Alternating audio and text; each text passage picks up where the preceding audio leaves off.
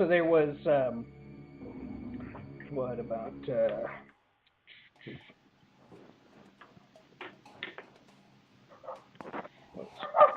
we're still on the Phantom one, right? No, we're on the Thunder King. King Thunder. Oh. yeah. Or Thunder King. Both are actually incorrect, but Storm King Thunder. Come here, Hank. That's it.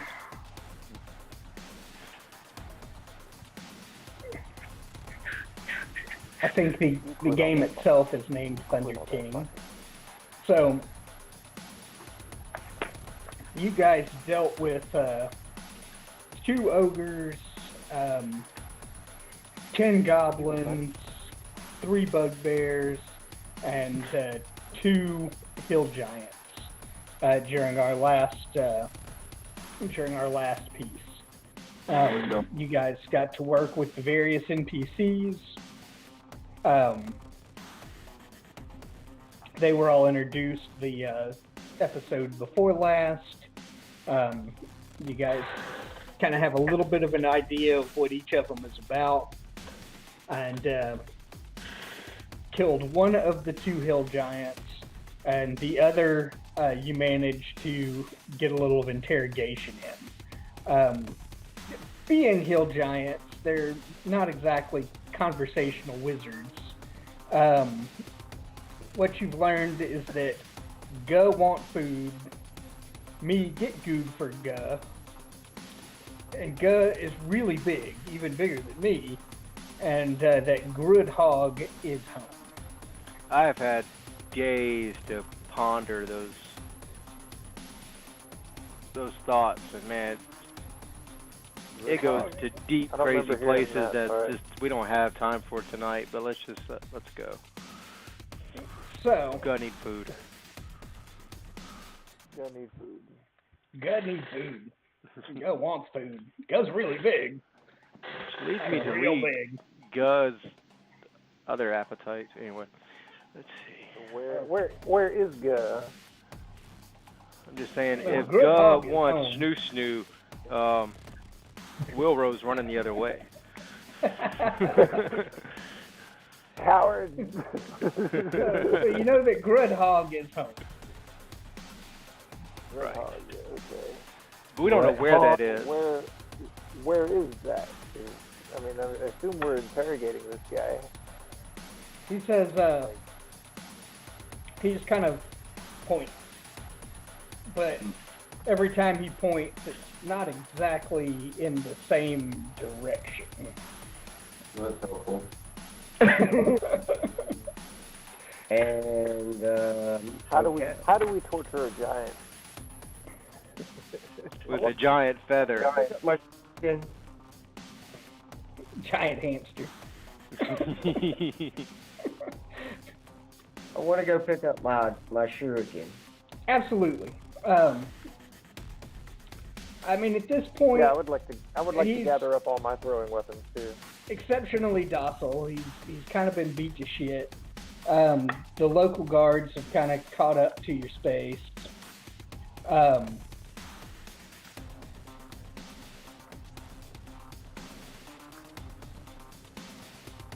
Yeah, what's their plan? Because my plan is to, well, light my staff for one.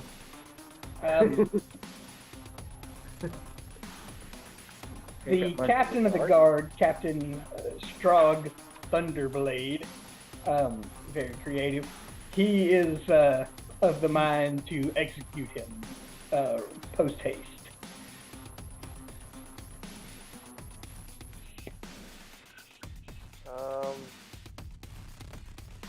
And I am hearing hearing myself like.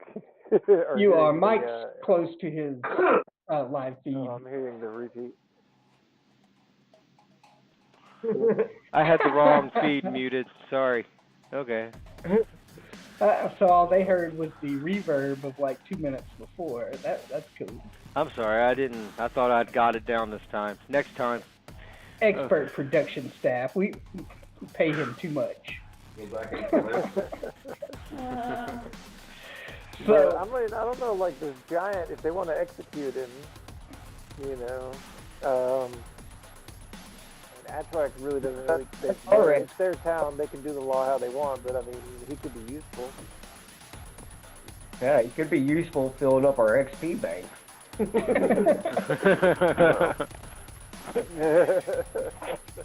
Well, we've already killed one, right? There was two. Yeah, one of them was killed in the battle. He didn't even have a chance to give up. Recall, it took a lot though, because we did 90 points of damage to him in the first round, and he did not die. Yeah. Well, I mean, we might get something from him, but he can't even point back to where he came from. So. Or maybe he just doesn't want to point back where he came from. That would take a level of. I mean, by listening to his usage of grammar, I'm just guessing an IQ there. You know, to be deceitful takes a little cunning. It's up to y'all. I'm either way on this. I'm on the stone wall. Yeah, I mean, can anybody think of any more questions we might ask him before we kill him, or? Yeah, I'm gonna run up to him real quick and hit him with the staff. Is it a roadhouse? And are we doing an initiative roll? Are we still in? No, not at this point. I mean, if Xenos wants to kind of walk up like he's going to ask a question and start whittling him out, I mean, there really isn't no way to stop that. Well, what do you say, Xenos? I'm gonna hit him. Is it a roundhouse hit or just a hit? It's a staff. I gotta do that first, then I can roundhouse him. Oh, okay. Go for it. Great. So obviously he's bad cop. Who's good cop? Well, I rolled. What you got, Sean? I rolled a 17 to hit, so 20. That's a hit. I would imagine. Big monster. And what do I do? 1d8. What's that? Oh wait, does this count as like a sneak attack? Are you a rogue? Nah. Then it doesn't matter. You've been playing Shabbat Shalom too long. You're right. So, Shabbat Shalom. Once you go shalom, you don't go home.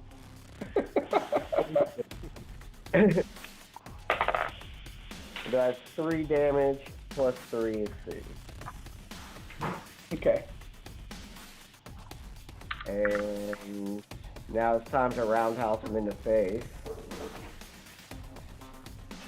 I know I have to jump for this. And You have to. Yeah, even while he's sitting, I mean, it's 16 feet tall. Take the movement speed because I can still run away. And that is, what is that? 12 plus 3, 15. Oh, that's a hit. I hope it is. So that'd be 1d6. Oh no, 1d4 plus 3. That's 2, 5. So 7. 5 total. 5 total. Okay. Now, do you have a question for him? He takes it. I mean, he's still down. We've had on no his big rest, old right? giant knees, and no rest. Okay. Amanda. Yep. Whoop, there she is. Just checking on you. Your eyes were rolling back in your head. You're doing that cute thing where you think your eyes are closed, but they're not. Oh. So, just as a quick side note, I'm going to present on my screen. I don't know how well you guys can see this. Looks great. But, actually, it's perfect. But this is kind of a general idea of how tall giants are. How tall is oh, the little shit. figure on the right? Like just an average 6 foot tall? We'll call him 6 foot. Yeah, Okay. you average 6 foot, my ass. You're making fun of me, and I know it. Dude, you're so much bigger, so much more than your tininess. But yeah, I would say probably at about 6 foot tall. Okay. And so, storm giants, more like the P5 faux fum, This Jack is in the beanstalk style. This guy's in the 16-foot hill giant range. He's a hill giant. Okay. Yeah. So. Cloud giants are basically the Anunnaki. Right. Teaching you how to build pyramids and work with gold and shit. Yeah. Oh, y'all been reading that Kurt Vonnegut book. Or watching the TV show. Nice. Man. That's Well, good. Kurt Vonnegut. That's pretty much what Ancient Aliens is. It's a deep dive into Kurt Vonnegut's. Are you okay? Hey. Nope. I'm coughing. I will stop presenting. All right. That looked pretty good. So. Yeah, I didn't even see what you were sharing. It's all right. I'll Photos post of it giants. somewhere. But it was Oh, like it a was- I did see giant that. scale. I saw something else. You were joking? Nope, I saw it. Never mind. So we're not in battle. Sean just walked up and kicked Sean us through just the knees. decided he was going to try to kill this guy in 2 shots, but it didn't quite do it. Well, I didn't expect shots. I just, Just getting some practice in. Wanted to But, smack him around a little. At this point, you guys have a decent crowd. The captain of the guard is there. The abbot is coming up.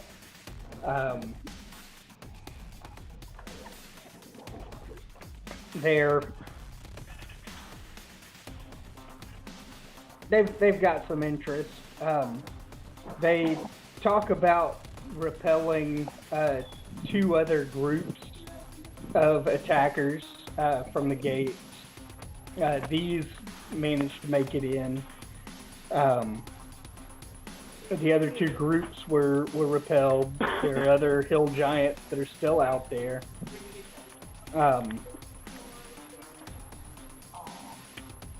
Other ogres, bugbears, and goblins as well.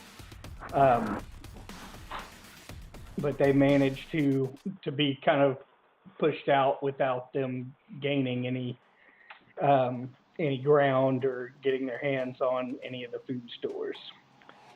I'm just thinking out loud to the party and to the townsfolk here. Are the hill giants a community folk? Is it possible we can use this guy as a hostage or leverage? Do y'all think? Anybody with special history knowledge? Yeah, so the abbot tells you, that the hill giants are usually more of a lone group sort of thing. Is that the women of the tribes tend to be more intelligent, but they're usually lone hunters. It's even kind of rare to see them working with goblinoids and ogres and such. Okay. Well, y'all do whatever y'all want with Big Boy. But it is interesting that they are working together and what might be causing that. So, as more of the crowd kind of gathers, Stormblade stands up and, we're gonna execute this guy and blah blah blah, and he drives his sword into the back of the giant's head, drops dead, and then he goes on to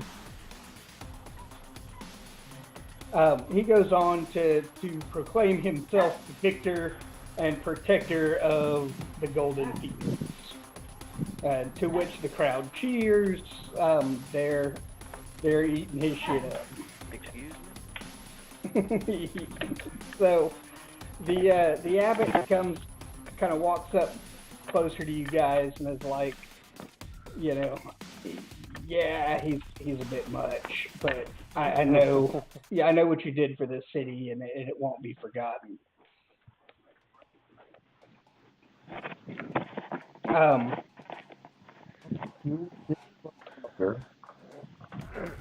And so he's so Strongblade or Stormblade or whatever his name is. Yes, Thunderblade. Thundersword. Thundersword.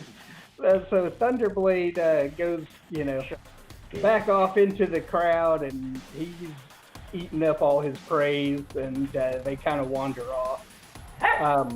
You guys are left with Lipperloss, Miros, Naxine, Zelang, and Shabbat Shalom. Orin Yalgovi is there as well, and the abbot are all kind of still standing, you know, next to where everything was at. Quick question on experience points. Did anybody who tore into that fat tubby boy get the experience, even though we weren't the ones who drove the sword through his head? Correct. All right. Okay. I mean, at the point that you guys had neutralized the threat, the XP kind of goes to you. Okay. It's not necessarily a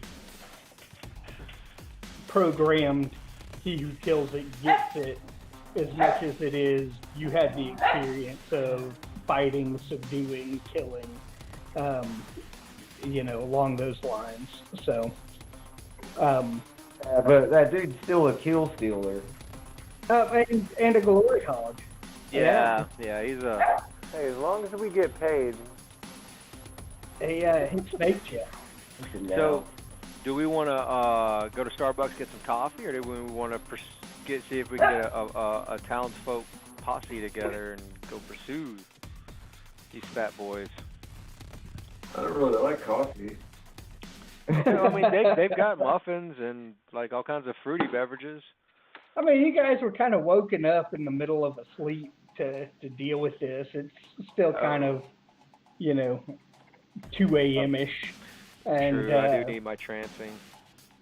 You know, Miros invites you all to, you know, drink for free, and, you know, kind of leads you back to the spot. I'm going to go fill my mug up. As you guys are... Hey, do you see where I moved those tokens? No. No? Okay, because it says my connection is interrupted, but it still let me do things. I don't know, what'd you move them to? I moved them to where the M is. Okay, yeah, they hadn't shown up there yet. Maybe they will, I'll leave them alone. But as you guys are kind of heading off in that direction, Lipperloss, the awakened tree, he starts kind of blabbering.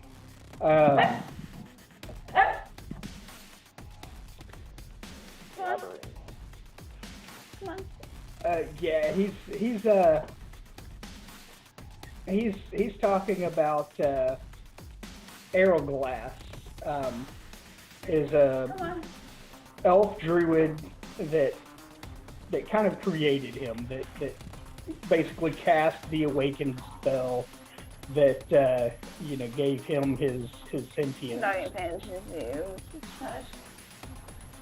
That's kind of rude. He keeps throwing it back. I thought you were talking to me. Oh, I'm sorry. So, What did he say the elf's name was? The elf's name is Airglass. At least that's how I'm going to pronounce it. Well, that's how I'm going to write it.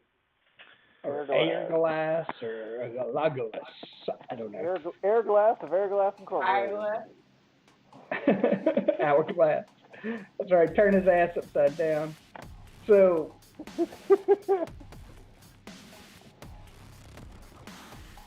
He's You're gonna ruin my shawl. No. That's part of my So- shawl.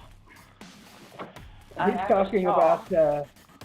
and the dog is trying to scratch it to death. That would be Put him bad. under it. You know what he wants. He wants under the blanket. I'm trying So- to make him under the blanket. There. So, Airglass the Druid was a member of the Emerald Enclave, but was also an adventurer who slew many giants in his day. But 30 years ago, he went on a pilgrimage to the Shadow Top Cathedral.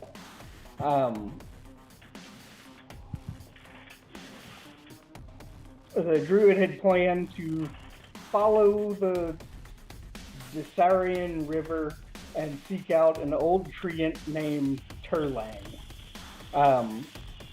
Lipperloss seems to think that if you guys are looking to help with the recent giant scourge, that you may want to do the same. He then bids you guys farewell, and he does not accompany you back to the inn. He's not a big drinker. Fit in anyway. What's this place he took a pilgrimage to that we're supposed to go? Shadow what? Shadow something or other. Hold on. The Shadow Top Cathedral. Do we know where that is? Or not yet? It's like 10 miles north of the Shadow Top Casino. I've never been there, but I've seen the signs. I think Mike's got about as good a description as you're gonna get.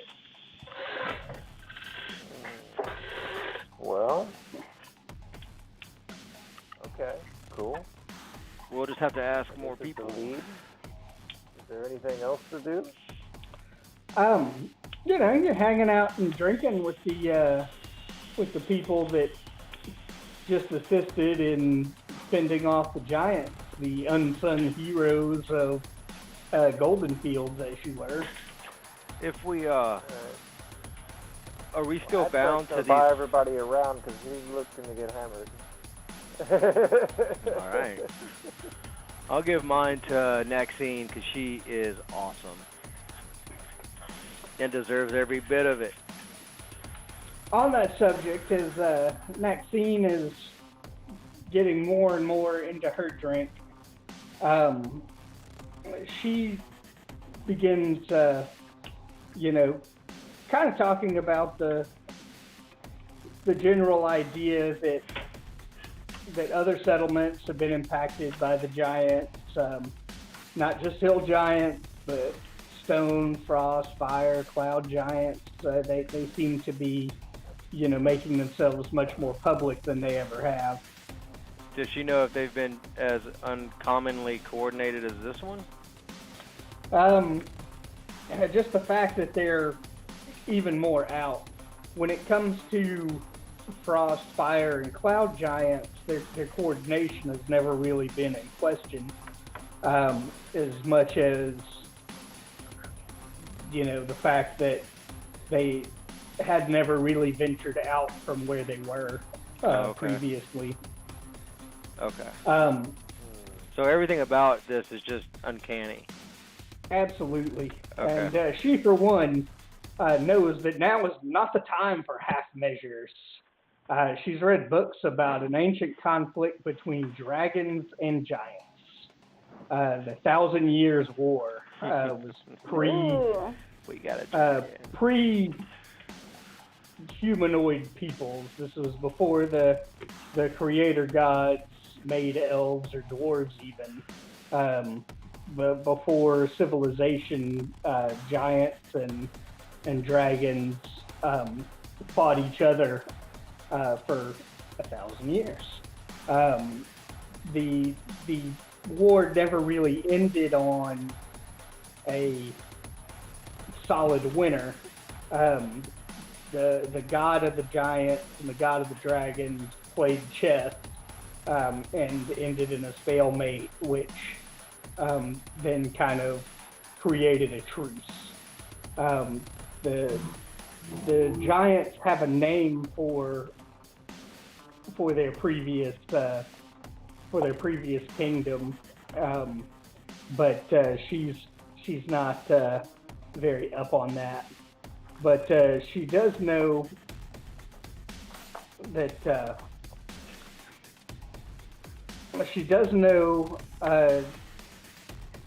Chazaloth Yargorn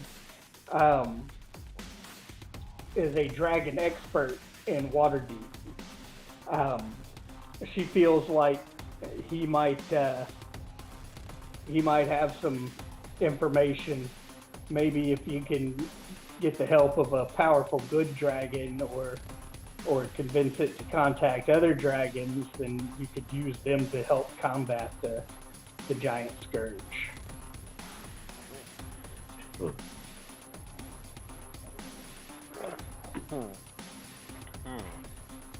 Well, we gotta go meet up with our dragon anyway. Right. Yeah, we do have that one dragon, but he's not necessarily good. I think he planned on eating us until we offered him something better. Yeah, no, I know it's not good. That's the whole point. So, Miros, he's passing out drinks. He's real impressed with what you guys have done. He doesn't travel much, doesn't get out a whole lot, but he is hoping that someone can help him out with giving regards to Erliosa Starhinge, the proprietor of an inn called the Staghorned Flagon. Staghorned Flagon. He says that it is located in Amphale, and he's got a note that he would hope someone would pass to her. What town? What's the Amphale? Amphale? That is either. You'll find out here shortly.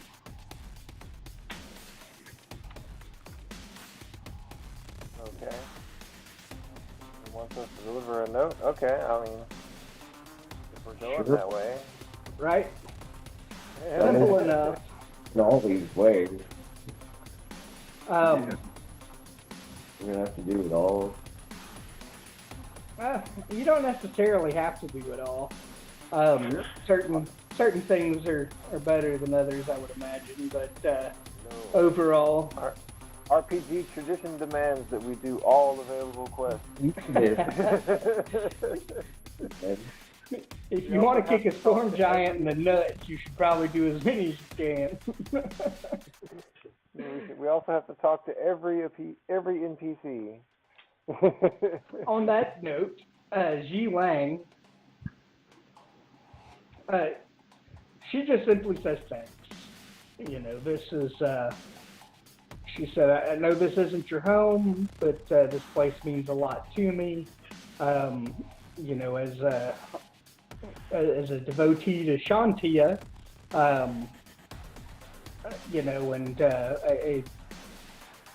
this has become my home.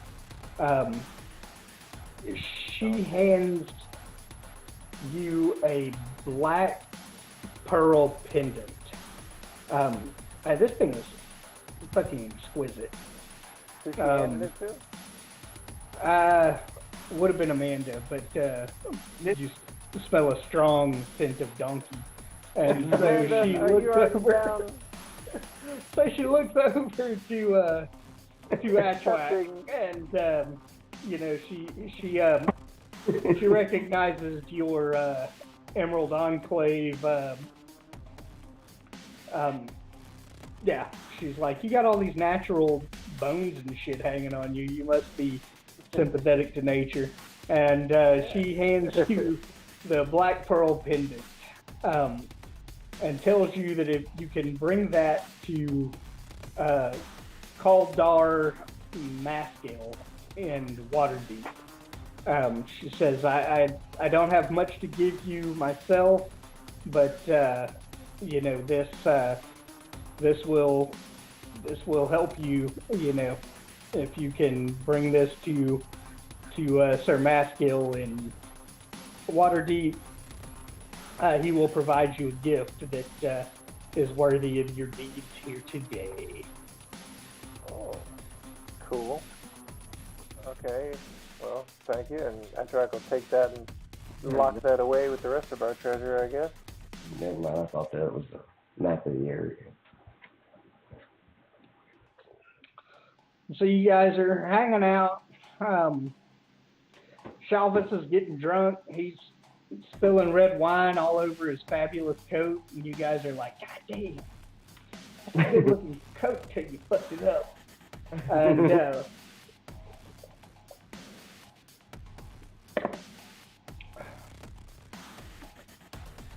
he says, hey guys, I don't know what your plan is. It sounds like your plate's getting pretty full, but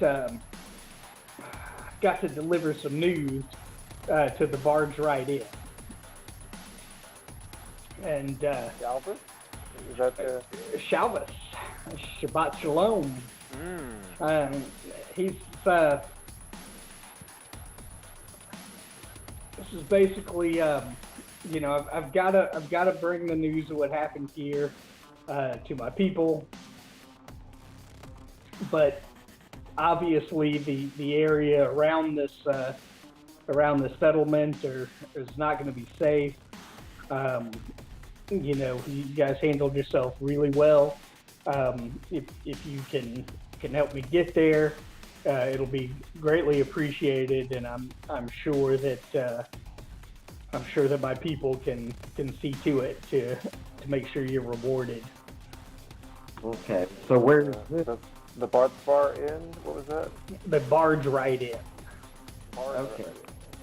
Didn't we tax that place before or something? No, I misread some shit while I was drunk 2 sessions ago before Thanksgiving, and I was gonna say Sean's right. Okay, I got you. Oh, Sean's right. Yeah. You didn't exactly pass it, but my eyes passed it, and I was like, you're headed to the barge right in, because I was drunk. The name you gave us for that one north of town. That is correct, but it's actually not that. The one you're in currently is the North Furrows Inn. Okay. The North Furrows Inn. Would it be possible for any of these people to mark things on our map so we can know where these places are? You'll get there. All right. So if you'd like, I can. If you'd like, Galen, you can let me take a look at it, and I can mark these things on the map for you, and just have you a picture ready. Well, what I did. Do that tomorrow. What I did rather recently was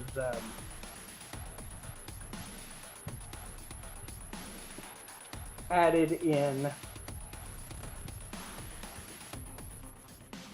a player's handout that is... Yeah, I like that one. Did that map show up? Yeah. Player map, sword coast. Yep. There we go. Jesus, that's huge. It's not only is it huge, but you should be able to save it as an image and then, you know, get some really good zooming in on it. But the barge right in is Okay. just a little north of where you guys are. What's a quick label I can't see of the map that we're looking at? The Sword Coast or the Sea of Swords? Sword Coast. Sword Coast. Okay. I'm doing what you said. Okay. Yeah. You said north. Sword Coast north. I mean Sword Coast. Yeah. Okay. All right. Sorry, keep going. There is other stuff, further south, but this is what you guys are currently working with. So if you see Waterdeep, a little bit north of that is Amphale. The barge right in is directly north of the Golden Fields. Yeah. Daggerford is a little south of there. And, Well, Tim would probably be the best one to do first since it's close. well, and you guys have got your orcs meeting you close to Rosalinton, kind of in the mountains, a little southwest of Well, yeah, we can go to right in, then we Rosalinton. and then we could meet up with them. Yeah, and they're taking time to get there. You guys let them know where to meet you after you had made it to Golden Fields, and they're coming up from as far north as Phandalin. Yeah. And they're not going to use the main road because they're packed with orcs and dragons and dragon cultists. So Right. Alright. Hey, so that but gives you us. guys have this as part of your handout. It's labeled as Player Map Sword Coast. Okay. Yeah, it's not, I accidentally closed the thing and it won't open again. You should be able to see it in your journal under handout. Yeah, that's where I'm looking at it, but it's not, I'm clicking on it and it's not doing anything. Player handout. The other ones are working. Here, let me try that again. Did it pop up after I clicked on what I clicked on? Yeah, it popped up. I think I may be bugging out again, maybe. That's probably what it is. So, fuck you. So, Oh, I do see it under the in the journal. It's up at the top, not under player handouts. So yeah, it's there. Okay. Cool. Easy. so you should be able to reference that I see. from Yeah. here out. I did some interneting, and it is missing some of the secret locations, but has most of everything else labeled out. I thought it was a pretty good one for what you guys needed.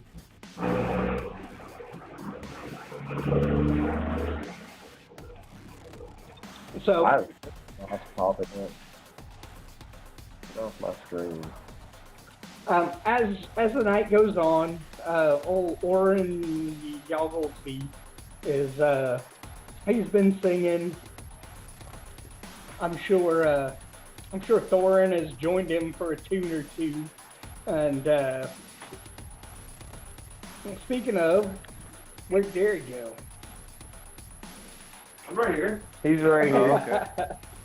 Fair enough. So, let's say I'm sure Thorin has joined him for a tune or two. It's a happy occasion. You guys have repelled some hill giants and a host of goblinoid sons of bitches. Which at this point I will wonder aloud. Why did nobody say they wanted to loot a bunch of shit? But it's Hey, anybody want to loot a bunch of shit? There was a Hey, I thought we motherfucking said stop and something go about down the looting street. them last time. When we were killing the ogres, like we were gonna loot them, and then the giant showed up, and we got interrupted. Yeah. But fair enough. I'll run you guys through what loot you found after this last piece here. So, Oren Yogglesby, he's a little freaked out. This is, after that scene was going on about, this town and that being raided by various giants, he's a little concerned. He's got a sister in Daggersford who works at the Happy Cow Tavern. He's got a letter that he kind of jotted together to his sister Lily to let her know that he's doing fine, and would hope that she could send him some money.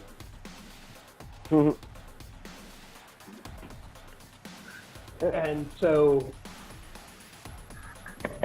if you want to add that to your available direction to need to go, May as well.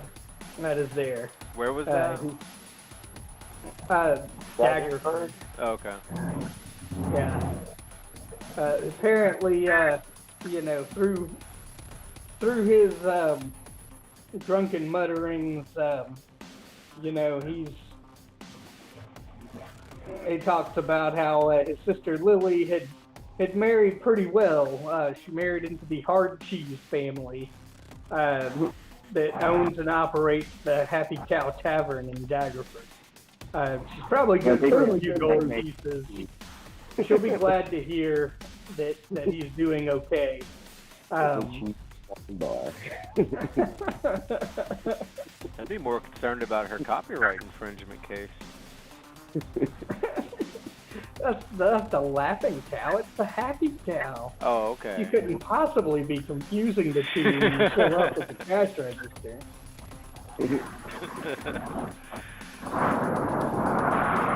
And on top of that, the laughing cow cheese is soft. Clearly, we're talking about something else. Oh, yeah, This is obviously. Lily Hard Cheese.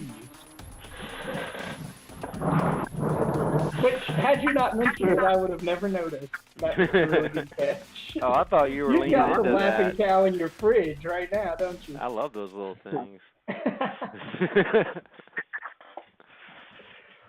I just like making the balls out of the wax. So that's half the fun. So, at this point, you guys, I missed what Gary had said. All right. What? Give me a second. I'm going to go mute Amanda because she is snoring on her microphone. And I'm guessing she would probably like it if I angled her camera up. Hold on.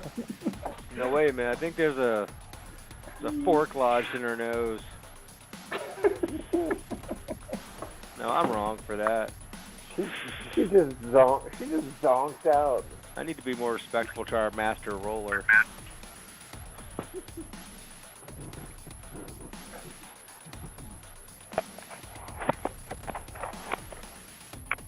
Hmm?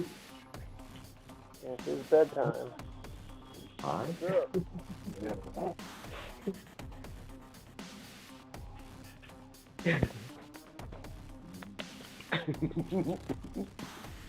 Alright, so what do y'all want to do first?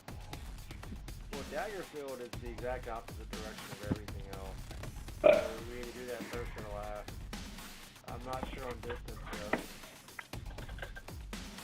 If it's 5 miles, I'm fine. But if it's 50 miles, I don't know. I say we head north. Yeah.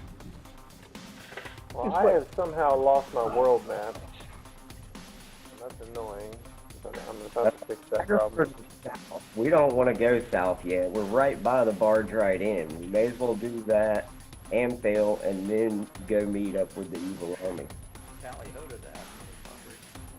Alright, oh yeah, how much, what is our time frame on meeting up with the evil That- army? Like, how are we, I think Thundertop. The evil army is probably about 250 miles out. And you guys had just talked to them a couple of days, or actually the day before.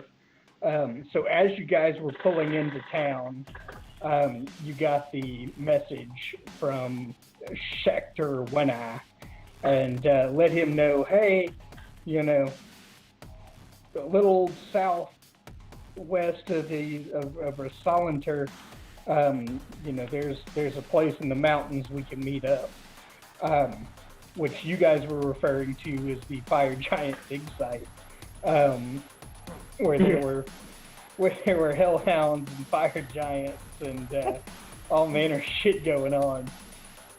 yeah. But they're a little over 200 miles away, and like I said, they're they're going to be traveling mountain and hills to get there, so it's not exactly like they're going to be pulling 20 miles a day. So you guys have got at least 10 days before you have to start kind of worrying about them. Well, let's head up to the barge right in. Yeah. Barge right in, Should we probably close to 25 miles. do we get rest? Absolutely. I mean, you guys, you know, Yeah, we're gonna- Before we do that.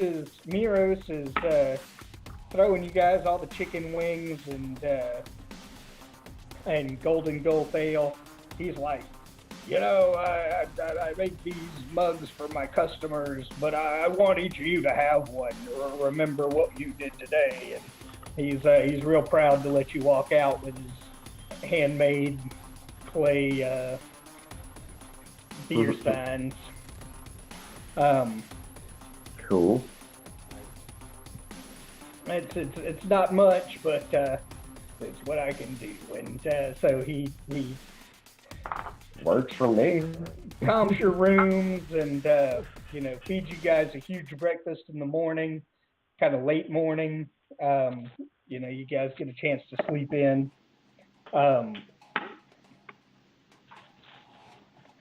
While we're kind of wrapping up the idea that you guys are here, let me see real quick.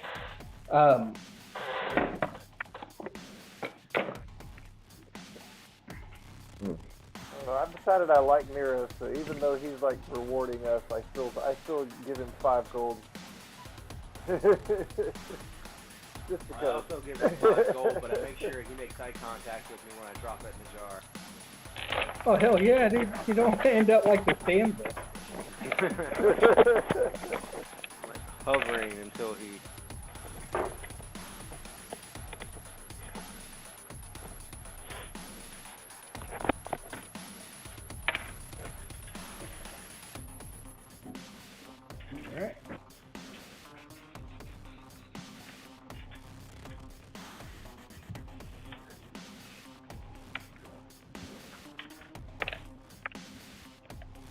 All right. All right. So each of the giants, as you were kind of searching them over, each of them had a bag. One of them, the bag only contained 2 human skulls. Is there anything remarkable about these 2 human skulls? Any fracture? Like Roll me an investigation check.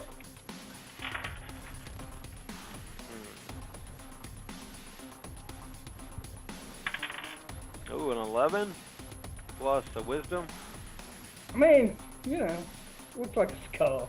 There's really nothing too terribly fancy about it. It's just it seems to be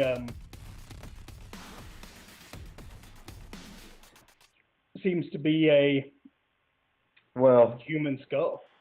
I'll just go ahead and toss a little holy water on him. Fair enough. See, I mean, you know, you can keep them, throw them away, whatever. The other giant sack has a fence post. It's about 6 foot long. That's like what, a billy club for him, or If Pretty even. There is other stuff of value. It just wants me to roll for it, and I probably should have already. Give me just a second. is there any petroleum products with his big stick? Just Vaseline. Hell, Joe. Just petroleum jelly products. Loaders. They're big, oily sticks. So now you know how they came across those skulls. They just pushed them off from the other end. Give me a second, because there should be art objects. Oh, there's a table.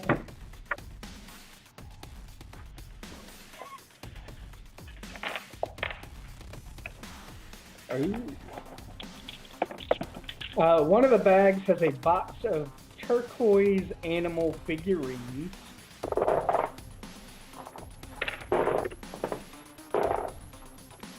And the other actually has a large, well-made tapestry. Each of these art objects you estimate to be at about... In fact, Ji Lang estimates that they're each worth about 250 gold. How many figurines are there? I don't know. It's just a box of turquoise animal figurines. There's two for each species of animal that exists. The box is like a small ark. So the whole thing is worth the Yes. how much was it? 250.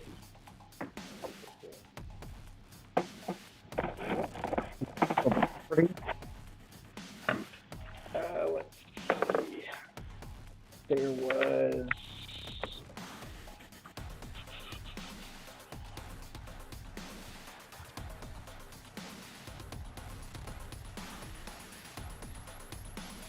Four bugbears. Oh, something's changed.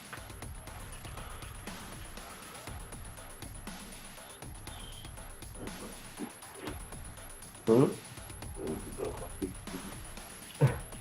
17. There you go.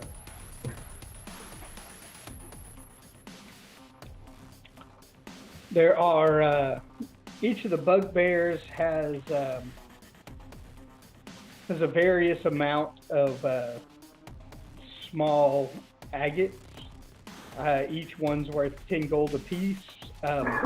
Once you've gathered them all up out of the collection, there's 17 of them. Cool. Are you taking that down, Pat?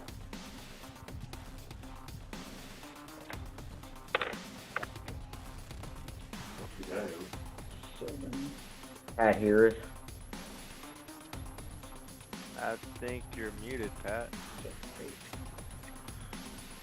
Am I muted? Fuck. I imagine you're cussing up a storm anyway, and we don't have time for that kind of language. 17 is a 17 agates. What did you say? Agates. I think they were 10 gold Worth apiece. 10 gold. And they're worth Yeah. 10 gold apiece. That's 170 gold in agate. And then, barely worth the time of doing it, but as you kind of go through the different the goblins, each one of them, you know, out of the 10 of them, you come up with about 80 copper pieces.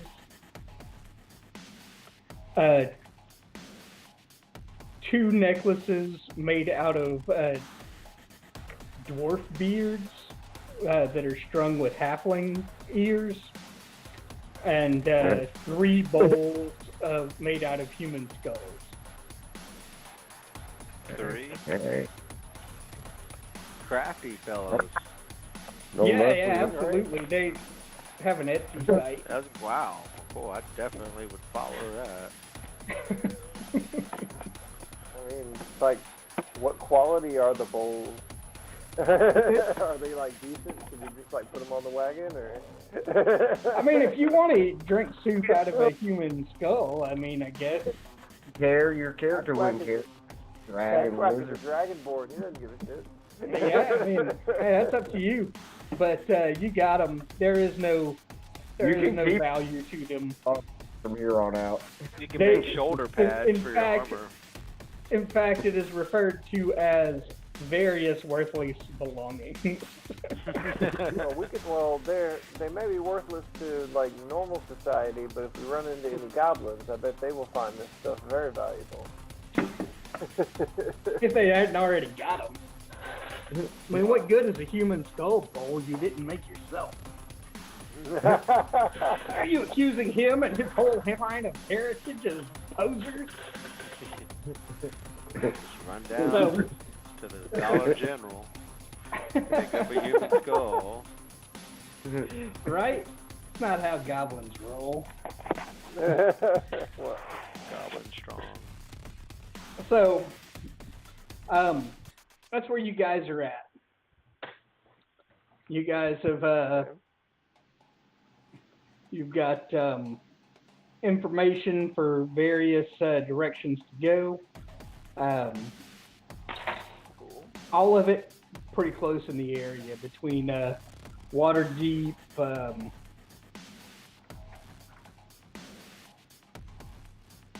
a little north of the barge right in, Amphil, and Daggerford. All of your current all of your current needs are right there. But Yeah.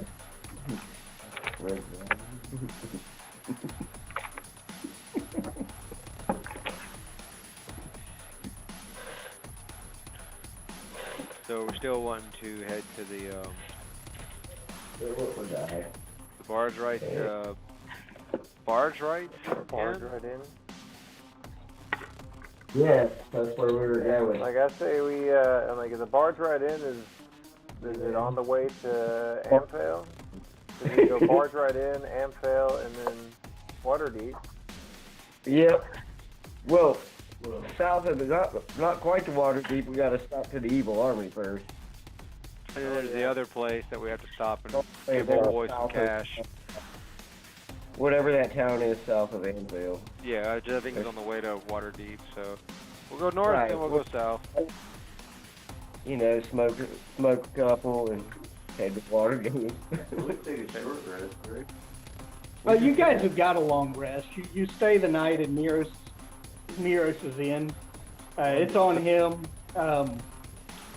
As you guys wake up in the morning, the abbot meets you again. He is, you know, can't thank you guys enough. You know, he's, you know, he knows, you know, he says, I saw how that went, you know, where the locals may think Captain Thunderblade is, you know, can take all the credit. He said, if the force that managed to breach the walls had managed to, you know, go unchecked, there's no way we could have defended the walls from the other outside force. He says you guys have, you know, really gone above and beyond and saved the town. He offers to.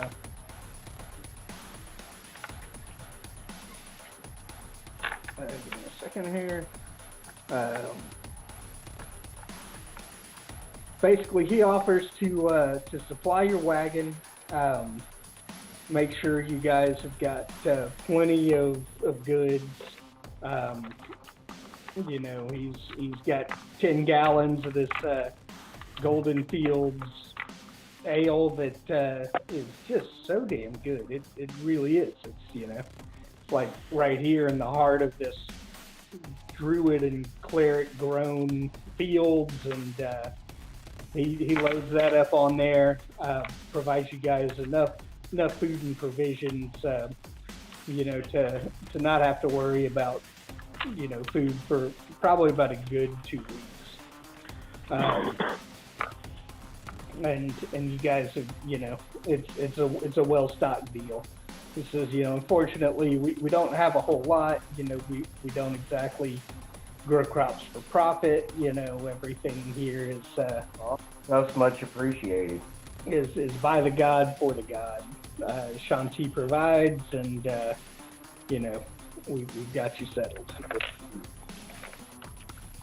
And so off to the north you guys go. This is not exactly a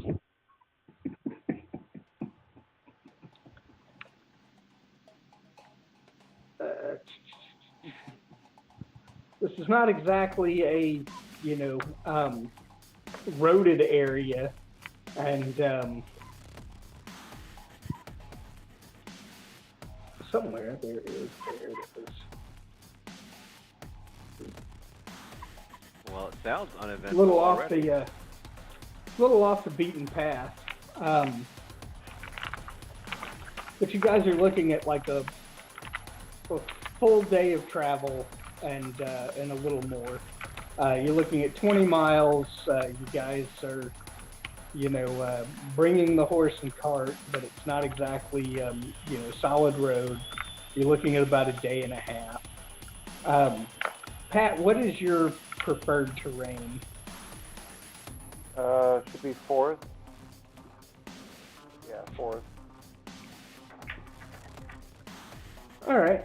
This isn't exactly forest, but, at the same time, it's not exactly forest. You guys are following the river, little ways up.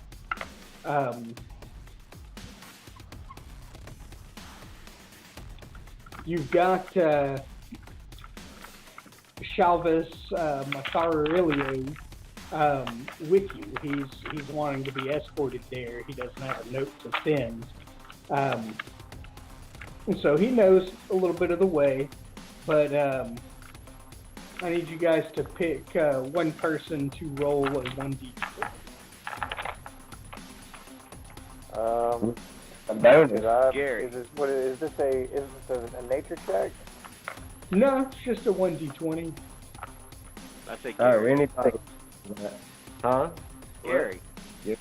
Would you like me to roll it? Roll.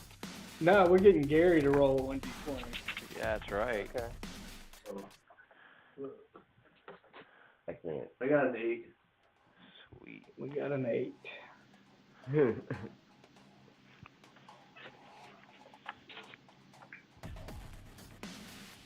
Oh, I got a key cat. Down here on the floor. It's moving, I hope. Oh no, he decided he's gonna wake up from a nap and now he wants attention. That's how he does. I got a hurricane Hard refugee being cat. So, I mean, ultimately, it's pretty slow going. There's rain. You guys are, kind of mucking it through. It's you're not making a full 15 miles in the day. You're slowed down to more like 10. You lose about 5 miles due to the weather.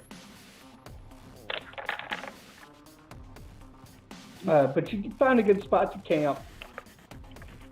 It's pretty uneventful as you get, a little ways away from the city. You make your 15 miles. You set up camp. You guys hold a watch.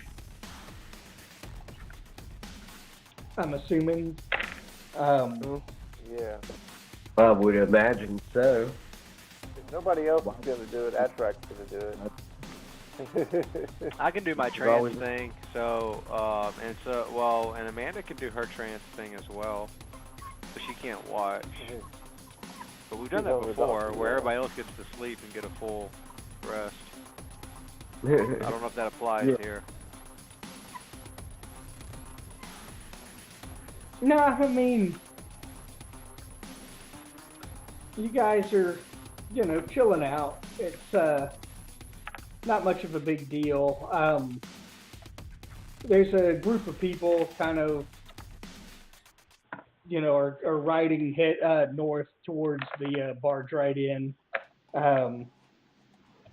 They're on horses, looking kind of rough. They've been assailed by by a group of hill giants. Raided their grain stores, stole their cows. Similar sort of story you guys have heard already. Yeah, that's from. So they're just kind of passing through. They're not looking to stop and camp. They're hoping to get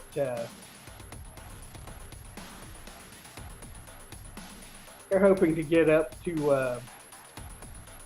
Wamford as soon as they can, hoping for some shelter and some safety. But all in all, your rest goes pretty unimpeded. Well, really, where they're from, you can't. Where are they from? Because we just came from Golden Fields. They're not exactly from a town. They're just kind of settlers.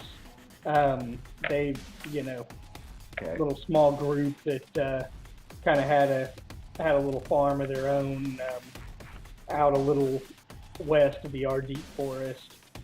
Not exactly big enough to be a town on the map, but kind of felt they were close enough to other civilization that it was a safe place to put up their own spot. But did not seem to work out for them. They don't have much, and they just kind of go on about their business. Next day, somebody else roll me a 1d20. Pat, roll a d20. Okay. Who? Pat. That is a 14. 14. I mean, it's I wouldn't call it a clear day, but there's no rain. Little bit of sun in here and there. Your travel goes pretty well unimpeded through the rest of the way up to the barge right in. Cool. My eyes are shitty, so I've got to zoom this in a little bit.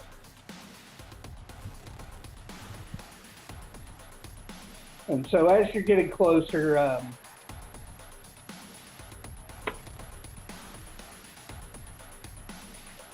during the time Chavez is talking about needing to talk to his boss, Nalasker Thalen. Again, during this time, he's kind of let you know, through conversations with Xenos, that he's kind of been in Golden Fields trying to find a way for the Black Network to kind of put some roots there. He feels like the Zentarum, correct? He feels like these giant attacks, might be a little helpful. He feels like this latest display from Thunderblade is probably got on the Abbot's nerves enough that maybe he can help Nalasker Thalen appoint a Zentarum friendly mercenary into to the captain of the guard there. And then from there, it's just a matter of, filling out the ranks. He's while the giant attacks might not be ideal, at the very least, the Zentarum can keep their eyes out for ways to make some advances. Now, does the rest of the party know this, or is it just Xenos? Roll a perception check.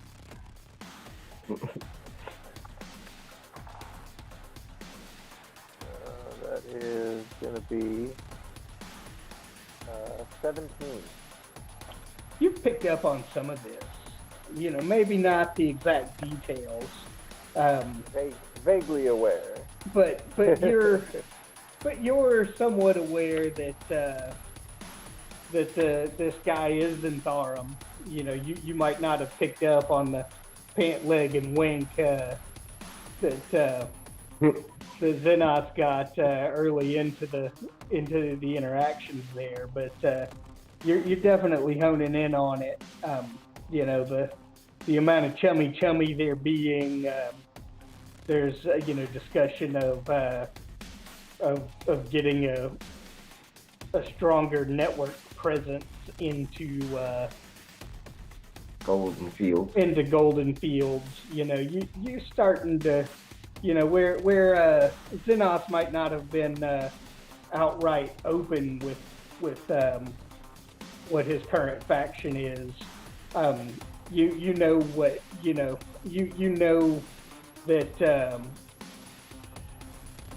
that the I can't think of the name, otherwise I'd drop it. But you know the growing influence from the miners' exchange, the operator and owner of that location. You know of their kind of increased influence over Phandalin. And you kind of get the idea that there's some plans being laid, but Right. you didn't pick up on any specifics. Did he need anything from us Well, to get there? Ashblack's not too worried about it because he's not really going to interfere with that unless they start like clear cutting forests and shit. You know? Right. I mean, who's operating the guards is fine as long as it's still a temple to nature, you know. But well, what did you have to say, Sean? Well, did he have any? Did he need anything or help to get where he needs to go? He was very worried. I mean, there was still 30 or so unaccounted goblins that were repelled from the wall. The bugbears, the ogres. There was even more hill giants than what you guys had encountered that managed to climb over. So there was some concern on his part that traveling alone might not have been his best option. And So, where did he have to go again? to the Going to the bard bard right in, in. right? Oh, okay. But after that, did he have another place to go? No, that's we're supposed to be dropping him off, right? We're getting there. Okay. So as you guys come up to the barge right in, it's let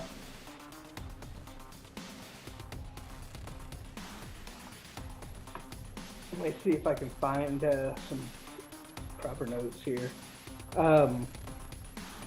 It's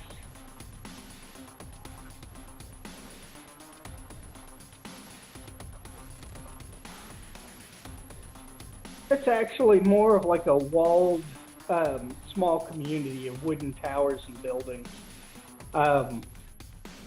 Gated community. It sits on a hill that overlooks the village of Wamford. There's the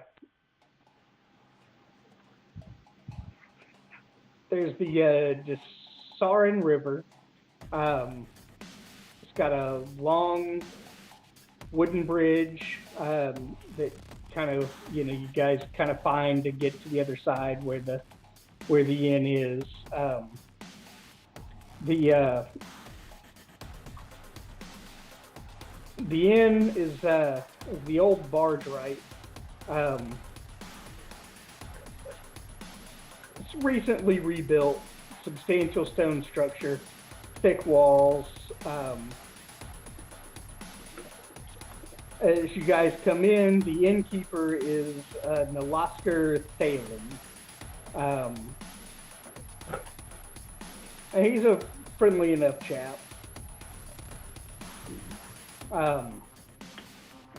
But he's, him and Shabbat Shalom kind of wander off into kind of a smaller room to discuss some business.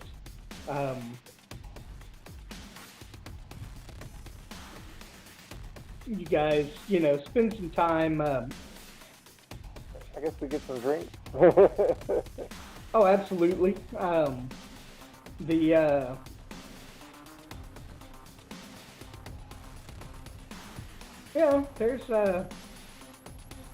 There's people there and around. There's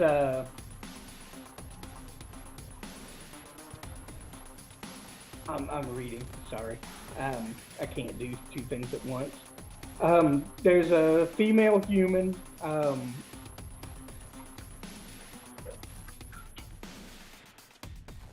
She introduces herself. She is Chalaska Maroon or Maroon, something. of that nature. All right. Not exactly, super chatty, but she's the master of the local militia. There's, a few people there,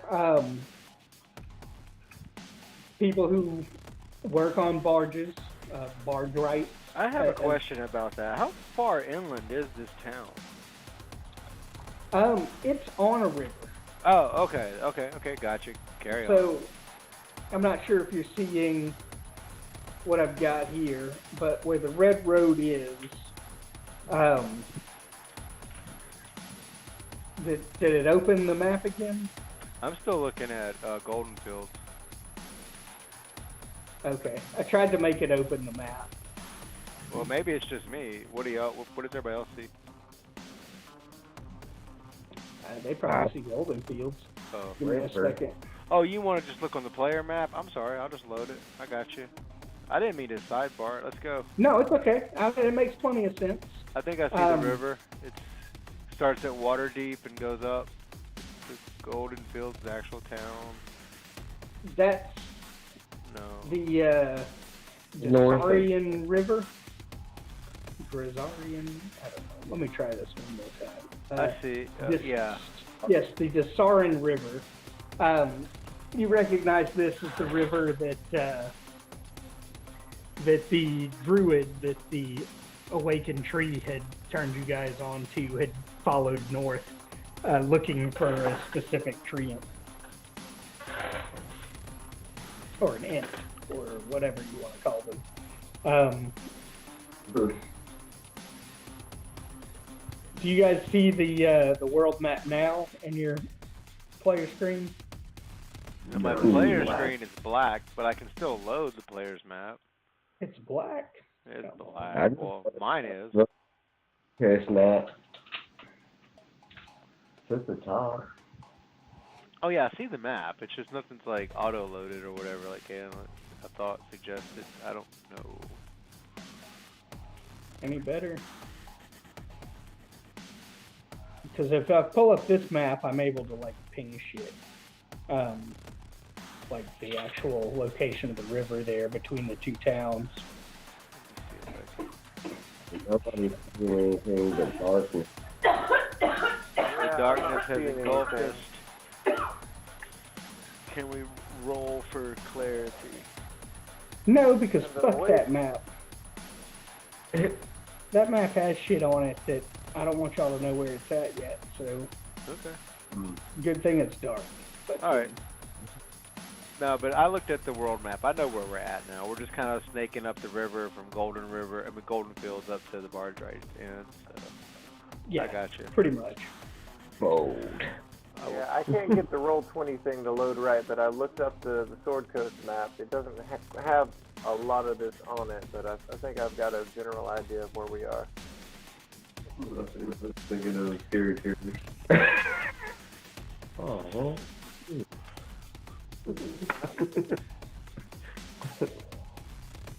So, time goes on.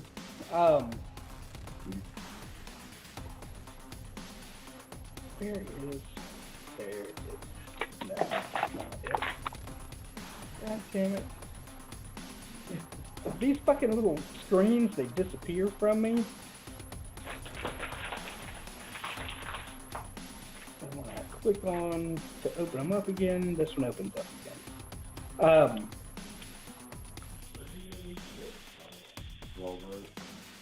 You guys, by the time you guys got there, your day was kind of cut in half by all the rain the day before. You didn't get as far in as you'd like. But an Alaska comes out without Shalvis, and he thanks you guys for making sure that Shalvis could get there, and he's very grateful for the assistance, and he offers you guys warm dinner and clean beds for the night. Huzzah, huzzah. As you guys are spending the evening, the sun goes down. You guys meet Eric Stillmarsh, and that's Eric with an A, A-R-I-K. Yeah, he's pretty well dressed.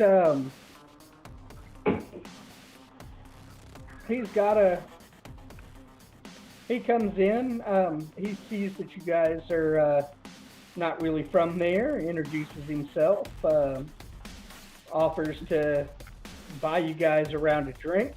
I don't think he quite catches on that you guys are drinking for free anyway. But you say nothing and let him pay for the round anyway. fair enough. So, but yeah, I mean, he's a nice enough guy. And he just kind of hangs out a bit. Well, what is this guy? Is he human or what? Yeah, he's human. Okay. He seem like highborn, or is he just like a... Yeah, I mean, he's really well dressed, looks kind of young. After he introduces himself and, buys you a round of drinks, he just kind of goes and hangs out, by himself. As the night goes on, there's a little bit of trouble, and, a small group is kind of getting into a scuffle. Nalaskar, kind of motions towards Alric. He walks up, and diffuses the whole situation pretty quickly. And, just walks up, puts his hand on the shoulder of the angry feller, and the guy looks up, sees him, and just kind of leaves. There's not a whole lot of conversation interchanged, but he takes off. Oh, so Eric is magic. May well be. May have a reputation. Oh, he's either magic or he is a badass, like one or the other. Either way, could be a little bit of both. Either way, we should probably be friends with this dude. I think we asked the bartender about that guy, what he knows. Yeah. Bartender says, he just kind of lives here. He pays well, and pays up front, and I've learned to call on him. When there's trouble, he tends to kind of diffuse it all without a whole lot of incident. He's a real good guy to have around when you're running in. When you've got a tavern full of hard-working shitholes, sometimes it gets out of hand. Yeah, hard. He could rip out his recorder and start playing the Mando theme song.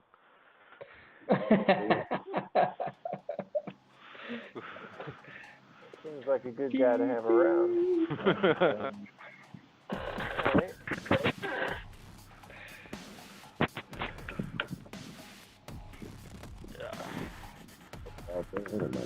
So what do we, what's our next move, guys? So, I say we continue getting drunk and have a night, and then I guess the next day we will carry on, because I think our next one is Amphail, right?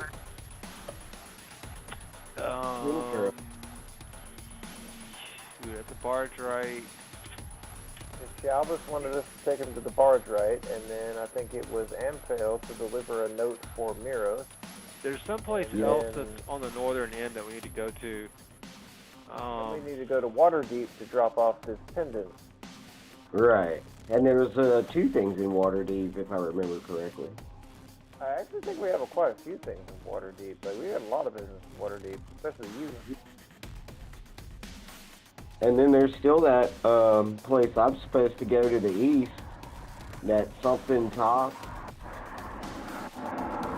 Muffin top or something. Down the road. I'm looking for Muffin Top. I'm not seeing it. No, it's not on the map. This must not be an updated map. It is, you just can't really see it. Oh wait, you know, all those little soccer no, balls. water- Okay, I hang see on. it. I've got this confused. Waterdeep is before Amphale. Right? Waterdeep is, if you're going to follow the road from the barge right, you'd go north a bit to Red Larch and then south through Amphale, Rissalanter, and Waterdeep.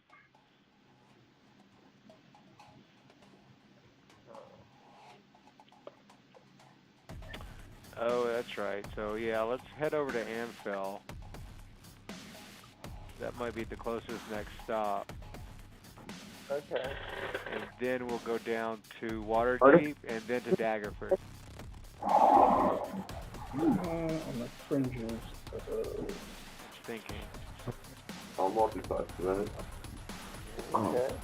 we can find an artificer, we can like get like bombs.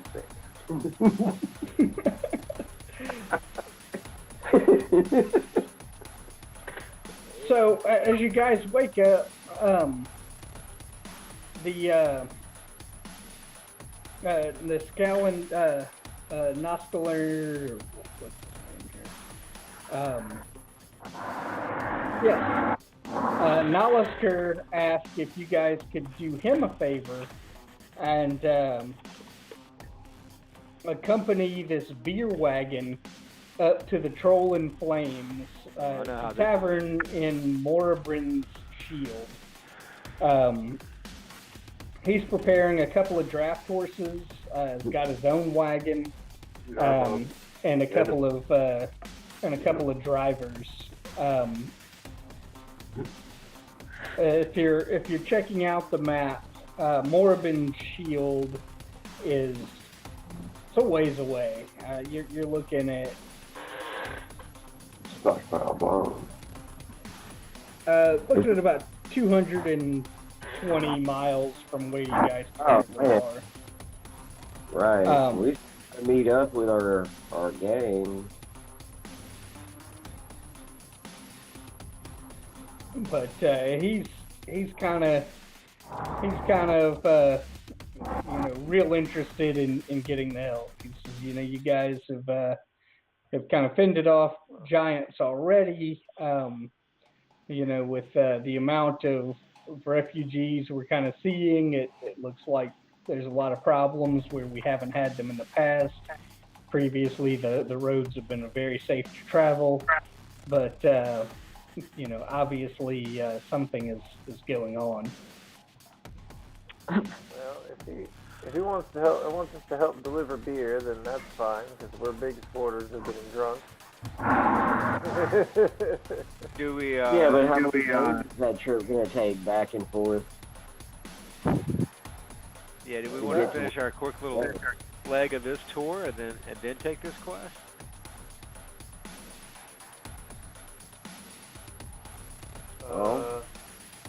I mean, if he's even there, then That's true. Well, it sounds interesting. I mean, it's gonna take quite a bit of our resources and time, but what do y'all want to do? we have 10 days to meet up. And we'll be traveling roughly the same distance and back as the orcs are traveling. So we probably But would. you're also going by roads. So you think we can make it Right. back? And there and back in 10 days? I mean, I'm guessing it depends on the weather and the amount of other trouble you guys might run into. But Well, big picture, whatever benefits us benefits our orc friends. So How many Where is it he wants us to take this vehicle? travel per day? Finally got the map to To work. you got it. I got the map to work, but I can't remember the name. Morbin's Shield. What were you saying, Sean? Well, I was asking how many miles we travel per day on the road. On a good day along the road, you're looking at like 25 miles a day. Okay. If you want to, Shield. if you No, want to push it, you're welcome to push it and probably get more like 30, but you can't do that multiple days in a row What about without. Make it there and back in time. we have 2 elves and a wagon. What if me and Aaron do our trance thing and we trade off on the driving and we just drive straight? That's probably not a good idea. We have some blue stuff, don't we? You guys have got the people to do it. I think you might be able to shave a few days off of that. Yeah. So yeah, that might to where we can maintain our schedule. Yeah, I definitely want to maintain the schedule. Yeah. Where is this Is it- Morbin? Oh, there it is. I found it. Sorry. Where is it? Oh wow, it is north. It is. You see where Tribor is? Oh, Tribor Trail? Yeah. Northeast is that Morbin Shield. I see it. Oh, I see it. Pretty Yeah. rough. Pretty far. And we would be traveling up the road that runs through Anfield, barge right in. Okay. I say we do it. Yeah. I say we do our Yeah. trance thing until So- we run across This will help. This will help Xenos out with his faction. You know, prove that he Dri- can, it'll give him little points there that he's actually done a job for them. You know, Yeah. it's not much of a job, but it's something. Gotta pay your dues, man. Gotta pay your dues. And who knows? Maybe there's money. Or kegs of ale. I mean, there's gotta be money in muling ale halfway across the Sword Yeah. Coast. And honestly, like, I mean, this place it's likely to be attacked at least once along the way, and we can just take shit off of whoever we kill. And, yay, loot. That's where we do all that copper. We got all kinds of rations. Yeah. We got, I don't know how many fucking Oh, yeah. things of ale. Yeah, it's best we not. I'm maintaining on Atwac. I have 10 days worth of rations. Every time we get anywhere where I can fill up, I'm good. We do that. Awesome. Yeah, I keep mine too. Along with a healing potion. I forget the healing potion. I always do. I don't think I have one currently, actually. But You may have used it. But Gary did give you one time. Yeah. Let's just assume if you don't have one that you bought one in Goldenfield and just deduct it. that'd be a good idea. That's probably would work for anybody. I checked mine. We're putting all our valuables on the trailer, on the truck. Yeah. Which might be a good idea for everything. to hang some human skulls around the outside. Right. Yeah, we're gonna decorate this thing with the human, with all the body parts we keep finding. Christmas. Spinners. Something else that everybody we meet on the road will know not to fuck with. And of course we gotta have big spikes, Yeah. Tim Burton Christmas. Well, yeah, we could always find some fireworks.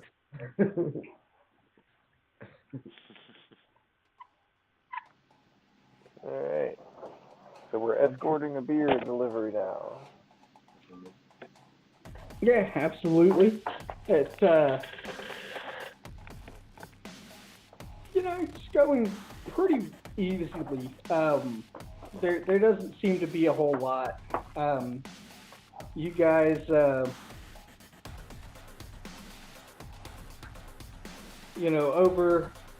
a little bit of time, within the first day or so, you guys pass through Red Larch. Let me find a quick write-up on it. It's in there somewhere.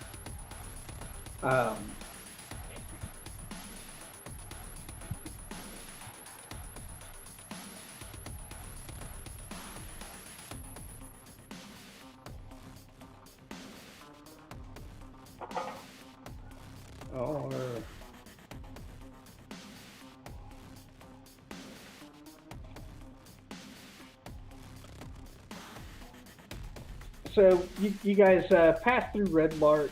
It's not a very big location. The two drivers of the other cart is Justin and Lesilar. They're a little excited about Red Larch. As you kind of get there, they're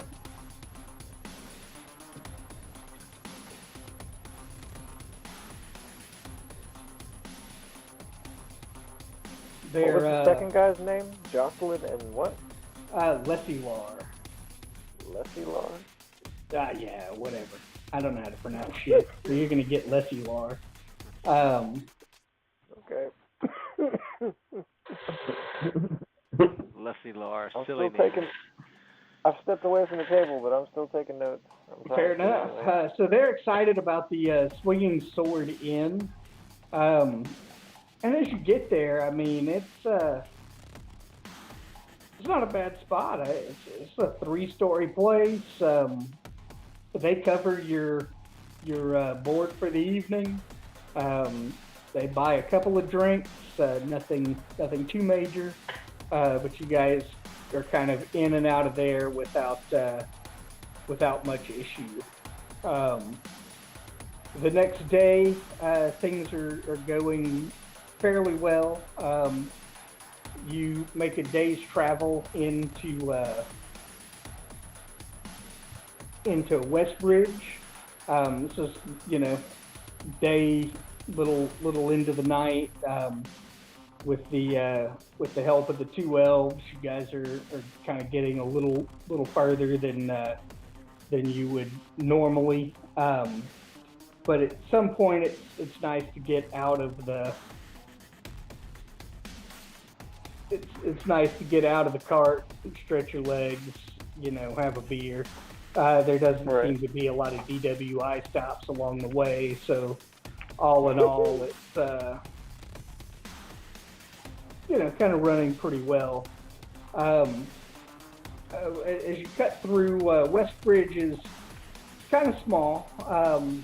It's specifically a bridge with a small inn. You guys stop in for a little bit, stretch your legs. There's a the halfling that runs the place, Haravan Dargerdon.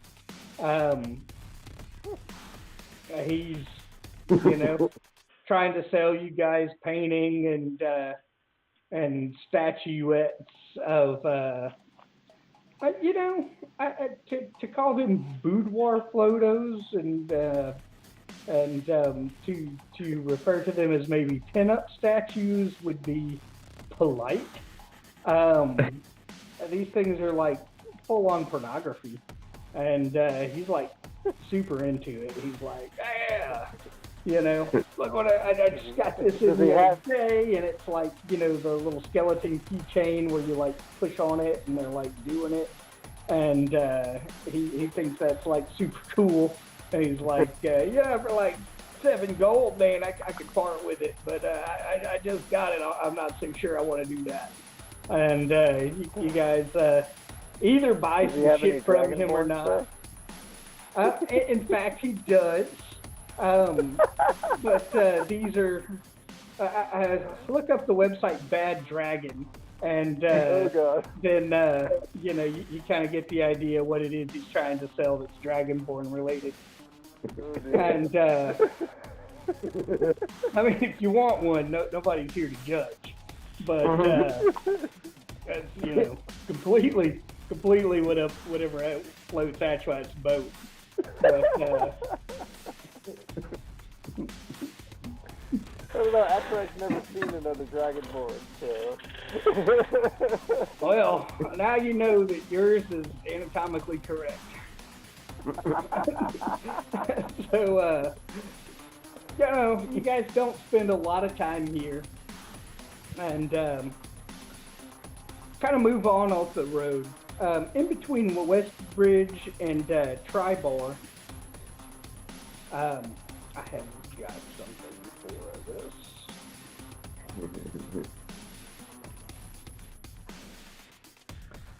You guys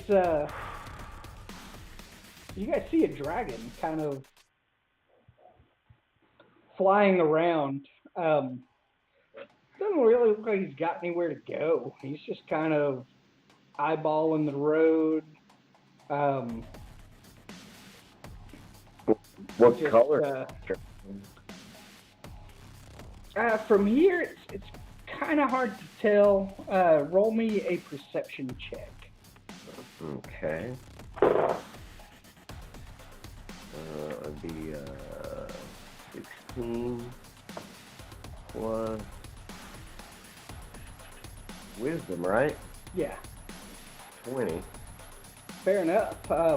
You as his first couple of passes, you can see glints off his scale that kind of lead you to think he's more of a metallic type. You can see a little copper in him. But he's just kind of doing his thing, flying around. He doesn't seem particularly bothered that there's traffic on the road.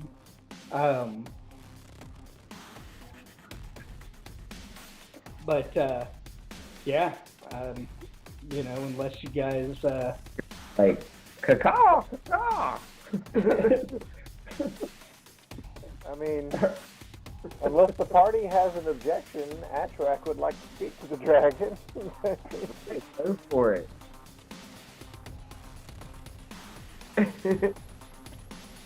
Sure. You guys kind of talk about it. He doesn't seem to be going anywhere. He's just kind of doing some lazy-looking circles. He's just kind of flittering around up there.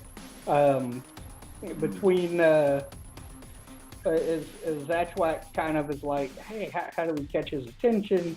I guess Xenos and Thorin kind of decide maybe, working with some light spell and, casting light on some rocks and throwing them up while some dancing lights is cast, kind of doing a little SOS pattern down on the ground might catch his attention, and it more or less does. Cool.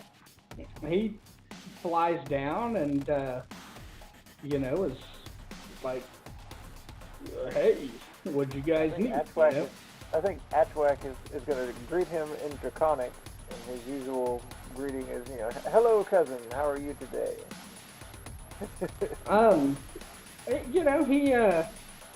He returns. He's just kind of on the lookout. He says there was some fire giants in Tribor not too long ago, and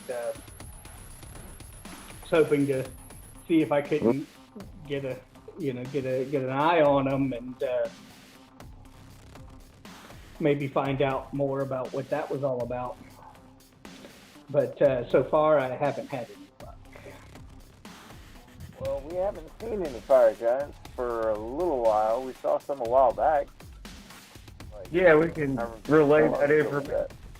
Point. Yeah, like if we're still speaking Draconic, I'm translating. Party. So he speaks Common. He kind of returns your greeting in Draconic, but switches to Common for the sake of the rest of your group. And kind of when you guys mention Hill Giants, he says that he spotted a hill giant prowling around an old tower in the hills.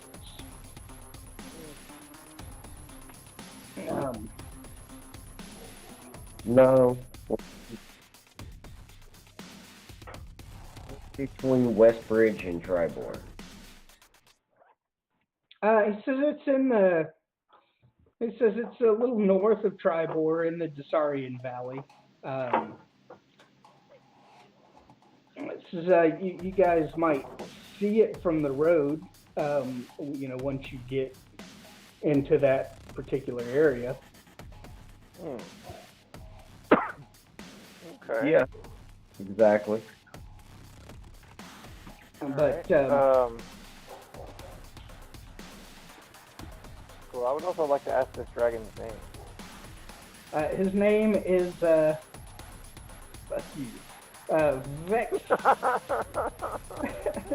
His name is Vexilanthus.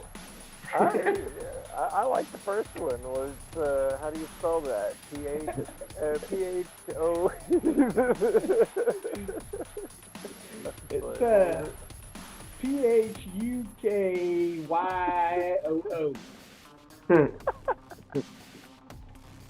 From the Up Yours clan. It's spelled U-P-P-Y-U-R-S.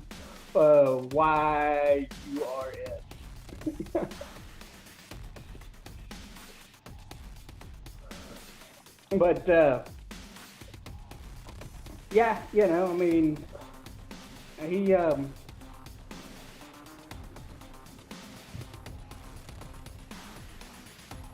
asked if you had anything for him. So, you kind of. I want to tell them about the fire giants and stuff we saw over in that one spot. Yeah, I'd like I want to. That would be something to tell them about. Okay. Yeah. Well, you kind of described the scene of what looked like pretty much an excavation, and he says, yeah, it was really interesting. The fire giant that was leading the raid had a particularly weird looking rod, which makes you think of the figurines that were being sold by the halfling just up the road. But you put that out your mind, and you kind of remember that the fire giant that was leading the excavation with the ogres and whatnot that he had with him. He also kind of had a pretty weird looking, almost staff-sized object, but yeah, you kind of, between the two of you, discern that they are, divining. They are using these rods to kind of divine what they need. He said that Tribar had managed to repel that attack, but at great cost to their village.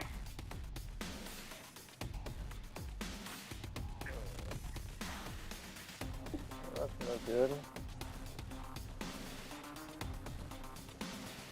Yeah.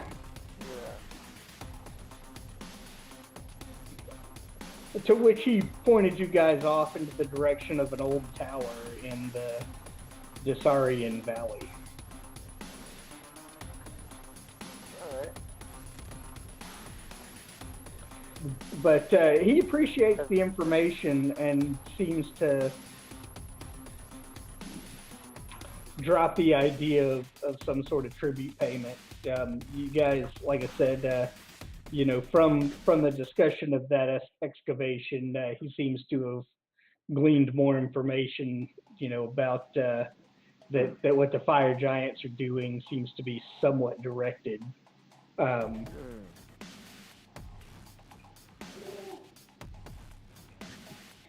But at which point he says, "Peace out, bitches," and heads off. Oh, Atrak was going to ask him if he knew where any Dragonborn were.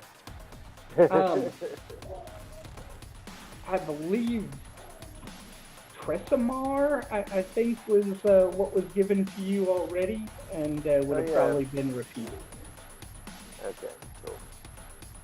Well, that's Atrak's whole deal. He's looking for his people, so. I know, absolutely.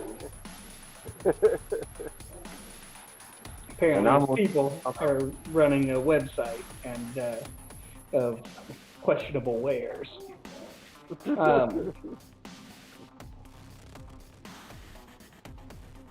So you guys, that was more or less the rolled encounters. You make it into Tribar without any issue.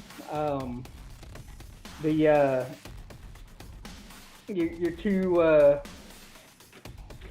two drivers here, Justin and Lester, they sense that things are getting a little wary, but they're hoping that everyone can press on. They're hoping to stop by Yartar and spend a little extra time there. They're talking about the Grand Dame, which is a gambling barge in Yartar that they were kind of hoping to steal a little time from the journey to. We've got other business to attend to. So then, all the more reason to hurry so that we can, shave some time off our trip here. That maybe we can kind of double our payment for what it is we're pushing here. Well, what is the payment you're going to double? So we're getting 10 gold to get this to drive this wagon. 10 gold. You're going to give us 20 fucking gold. I said, no, that's what we're getting. We're getting 10 gold. How much did he say he was going to pay you? What are you? He did not say.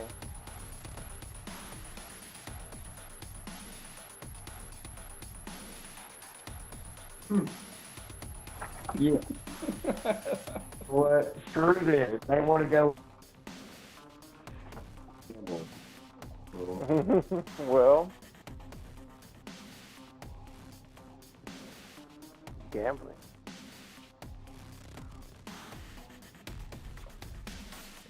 We could just kill them and take their shit.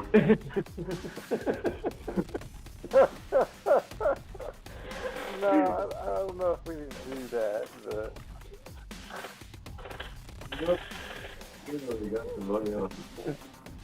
Oh, we could take them to the casino and just drive on their car.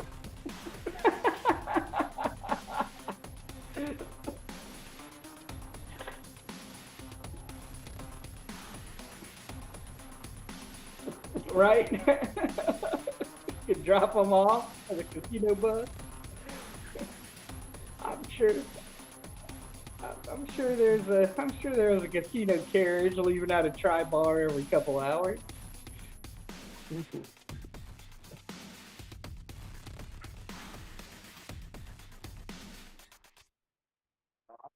Stop it.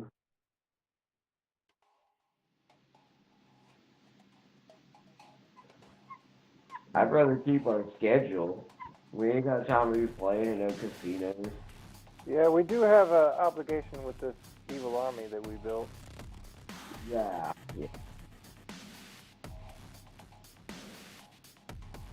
Well, we're supposed to. But they're We're supposed to be escorting them the whole way, though, aren't we? Or we can just kill him.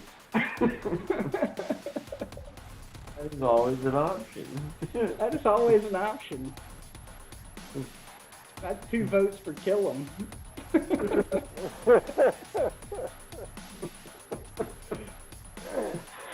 mean, I don't know. Where are we? We are. Push through all the way if they want to get there or not. They can always gamble on their own. Right? We're in Tribor. You're coming up on Tribor. And Yartar is on the way to Morburn Shields. If we're following the road, then we're going to get to Yartar before we go to Morburn Shields.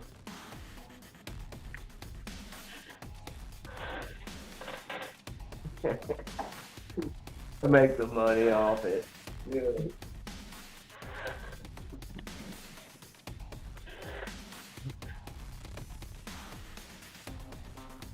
Oh. If they only have 10 gold each, then this is gonna go quick.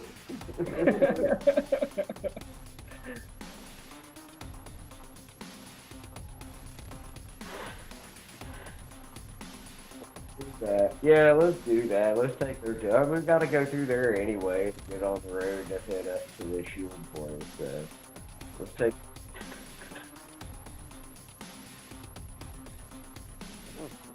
All right. What? All right. And if you're gambling your own money in your pockets, not on our. All right. So let's carry on to Yartar then. first, you guys cross through Tribor. It's a fair-sized establishment. It's probably about 3 times the size of what Phandalin was. But as you're coming up, you know, you can obviously tell there's lots of damage to some of the buildings on the east side of town. Not that it was that big. You know, it's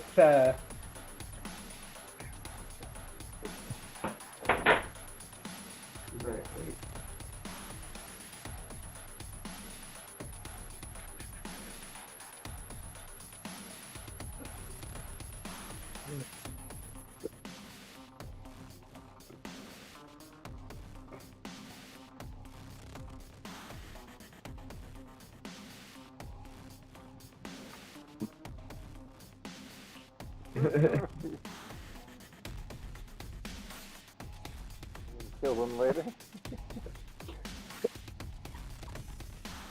What's your alignment again? I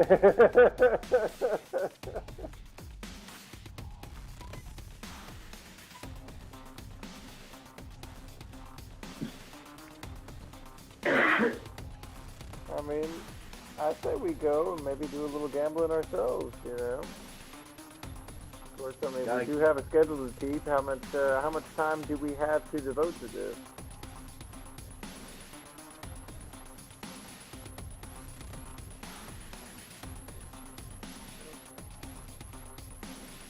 I'm staying with. I'm good. I'll break up some buds.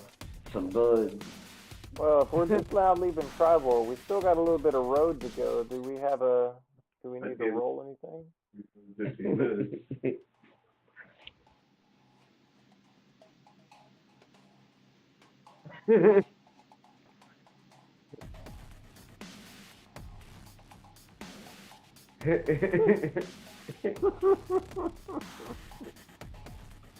so. If anyone else, if you guys, you know, you make it through Tribor. Like I said, there's obviously some damage on the east side of town. What was a fairly decent looking inn has got a rock, you know, through the roof and out the front door. People are cleaning up.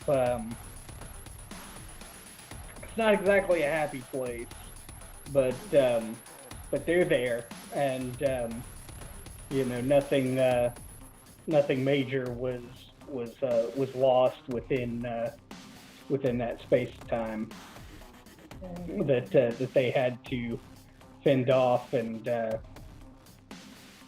keep there. Son of a bitch! I can't get that map back up. Yeah, it was doing that to me too. But either way,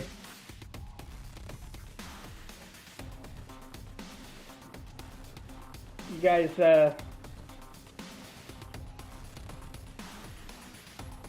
head over east a little bit on the trail.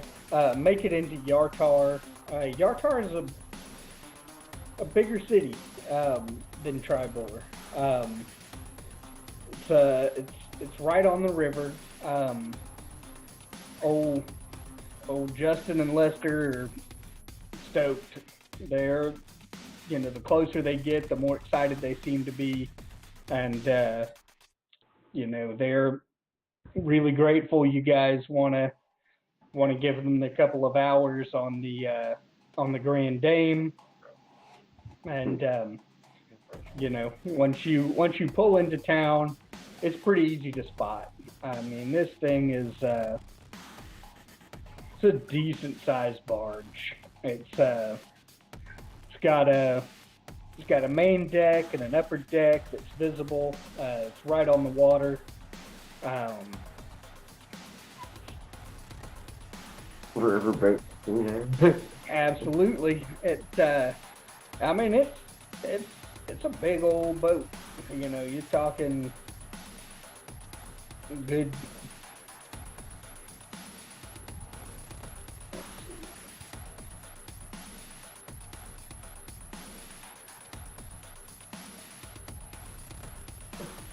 About a good 65 feet long.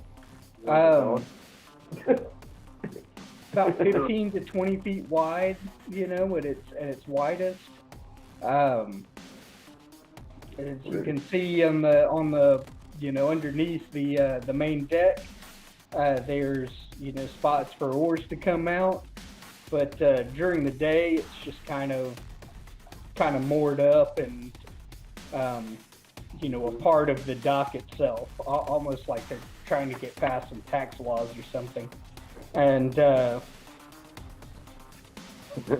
it's just right there.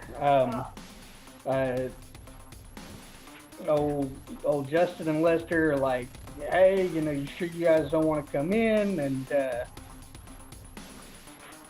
like we'll try to keep this as quick as we can, but stopping by here and having a chance to increase our winnings is usually a big part of this run, and we really appreciate what you guys have got here.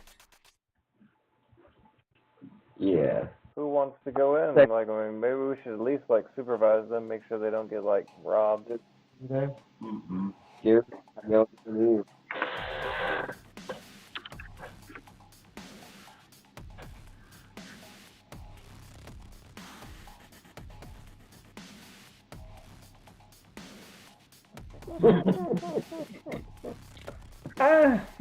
Not so much.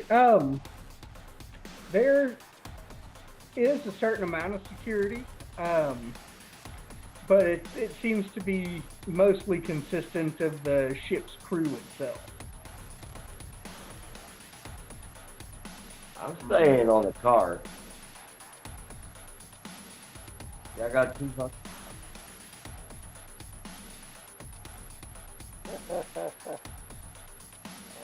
Aaron's on the donkey. Noise, you'll know when there's trouble. Yeah. You'll hear that I thunder. guess I'll go in with the drivers and just kind of watch them, I guess.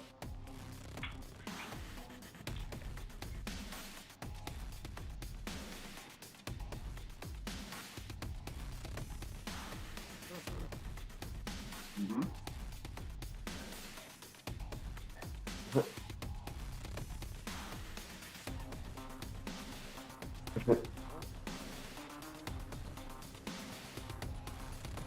Well, y'all need to. One of y'all needs to have some. Do y'all have some power or something that you can make noise with?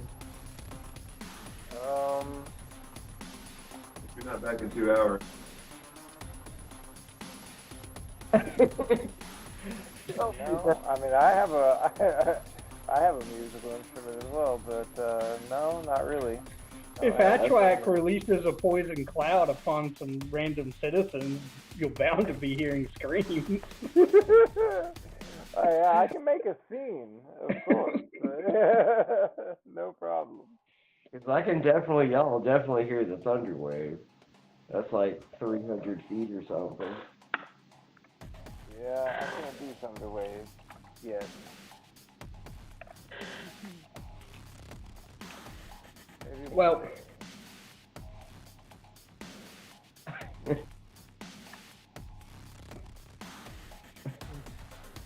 well,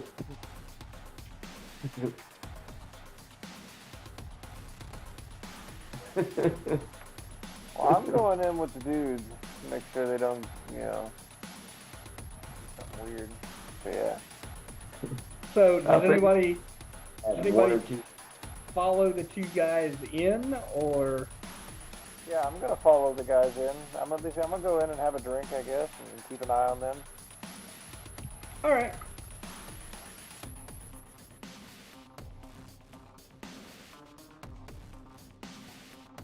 Nah, I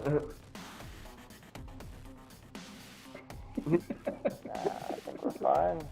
Yeah. These guys are all part of Xenos' like order, aren't they?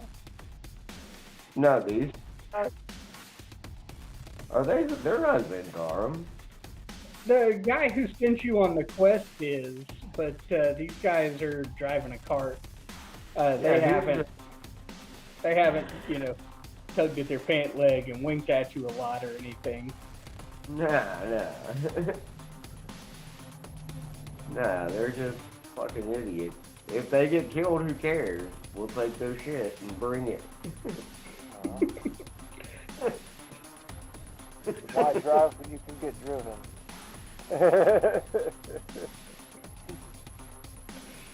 Well, either way, these guys are headed in. Okay. If nobody follows them,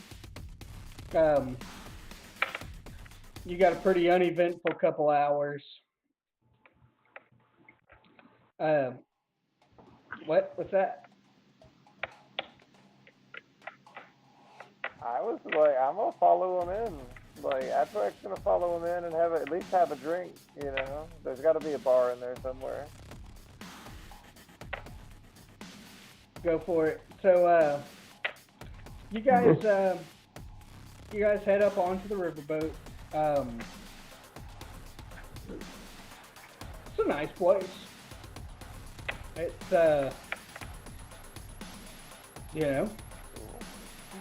really pretty slick. You're hanging out at the you're kind of just hanging out at the bar, the two of you kind of watching Justin and Lester. They play a hand of cards.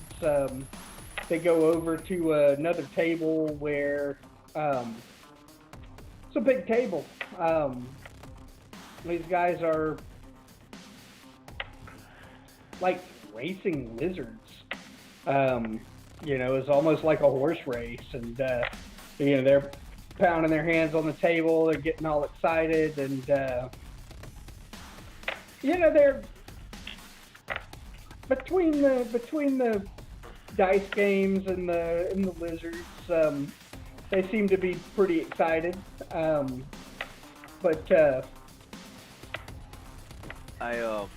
I put my hand on Atchwak's back and I tell him it's gonna be all right. It can't be easy seeing his people being treated as such.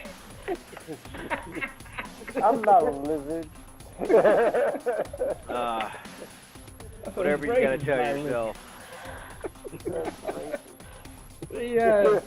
I find that offensive. All right, Nancy, I'm sorry. I'll be gentle with your feelings. So within It's a little bit of time. Damn.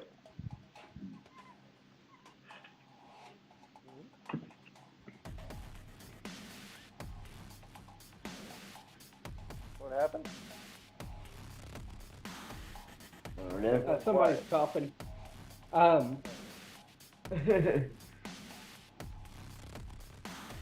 Within a little bit of time, this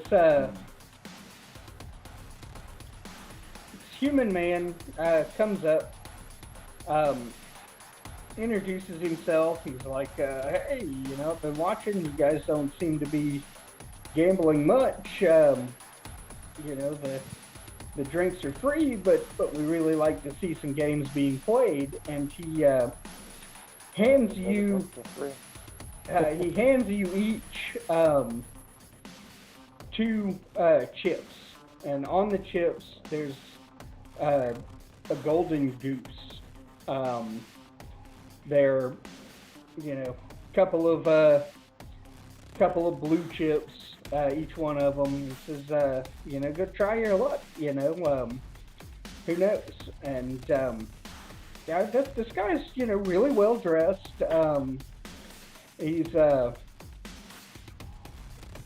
got a sword on him. He's got a rapier. You kind of look him up and down. He's he's a pretty big looking guy, and Tony. he introduces himself as Caspier Dryland, and he says, he says, "This is my barge, and I just want to make sure that everybody gets a good taste of what we do here." And he orders up another couple of drinks, slides them your way, and then heads off to schmooze with some better dressed looking folks on the other side of the bar. Better dressed. I'm wearing a gold breastplate. Thank you very much.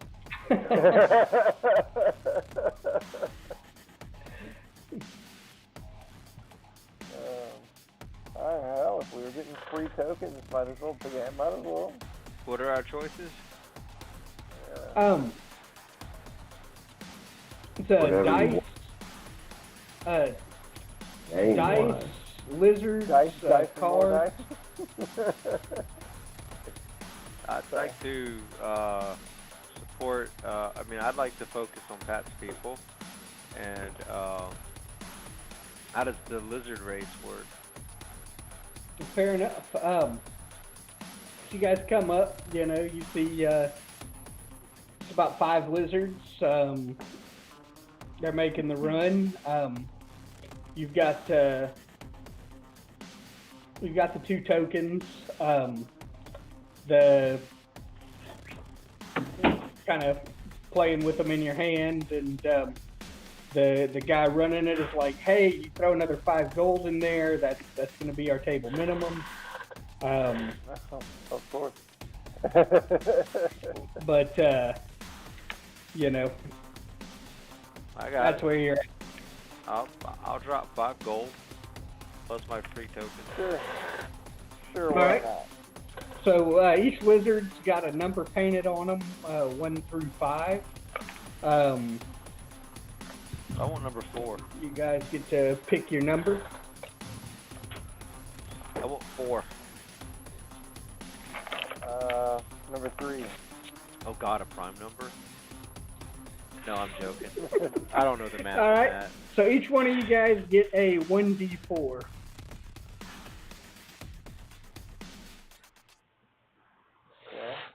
You got a d4 in your hands. We're gonna roll 3 times. First roll. I'll let Pat go first. Okay. Oh shit, what we got? That is a 4.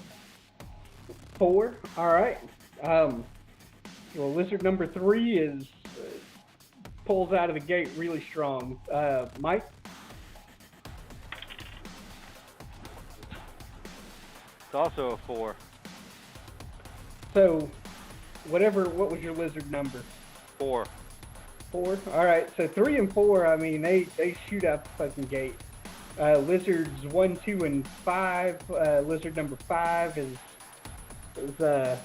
only made about half the length that you guys got. So we'll roll off D4 again. Aha, I rolled another 4. A 1.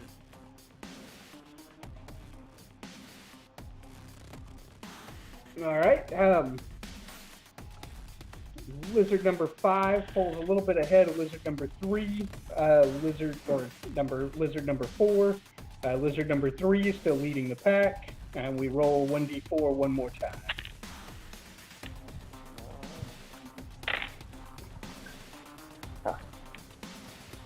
That is a 3 for me. I'm a 1. Alright, lizard number 3, or lizard number 4, is still maintaining his lead over lizard number 5, but lizard number 3 rips right through that motherfucker, and they give you 4. They basically give you 5 tokens, or 5 of the chips with the golden goose on it, all of them blue, and you basically doubled your bet there. So basically, party-wise, we just broke even. Yeah, party-wise, you broke even. Which is how we're doing this, Pat. Thank you for helping a brother out. Well, Next round's on me, on the wagon. how much more time do we have? It's running kind of late. Lester and Justin are, kind of swinging back. You spot them. They're headed back towards the door. All right. Well, we paid our dues to the, Yeah, I say we head back to the wagon and proceed. So you stop by, cash out your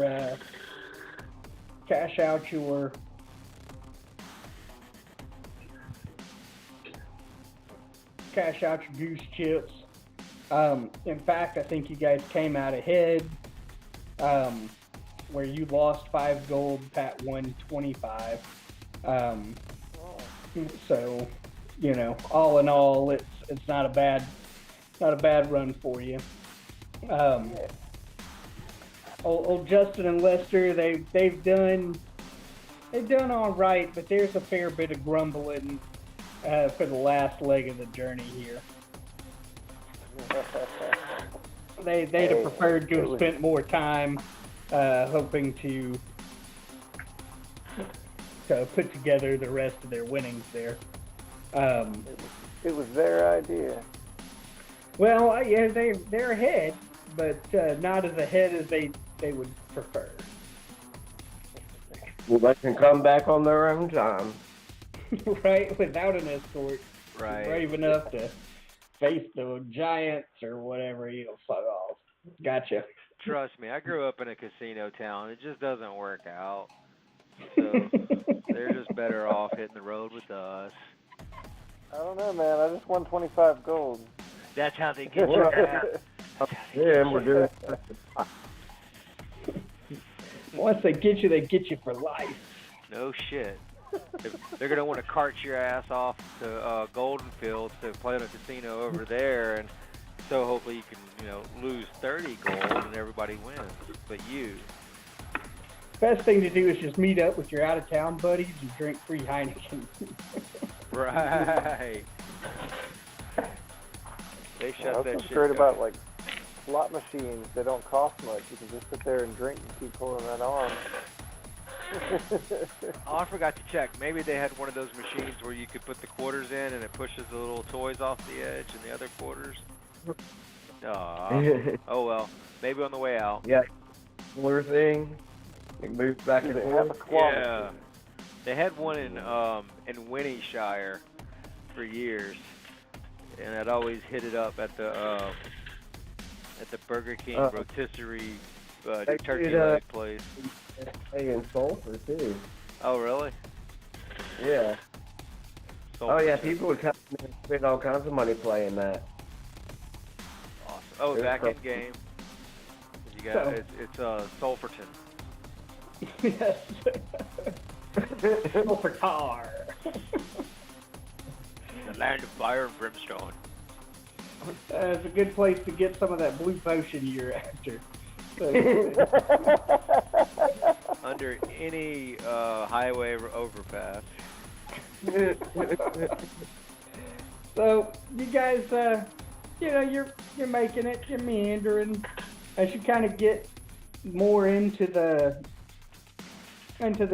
swampy area of the Evermoors here. A little bit before that, you spot two ogres a little bit out towards the hills in Flint Rock, and they haven't seen you. They're arguing loudly, but they are speaking giant. And I'm not sure any of you guys, Nah. I don't think so. but one of them Yeah, I is do not. pointing. One of them is pointing off to the west. The other is pointing off to the south, and they're in what seems to be a pretty heated argument about which direction they need to be going. Oh, maybe we should fucking kill.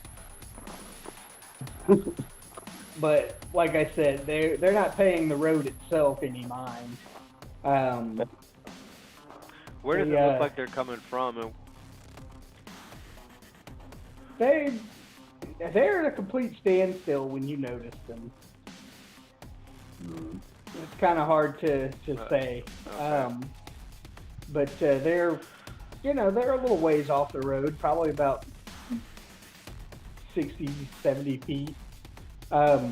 You spot them mostly because of the noise they're making, grunting and fussing at each other.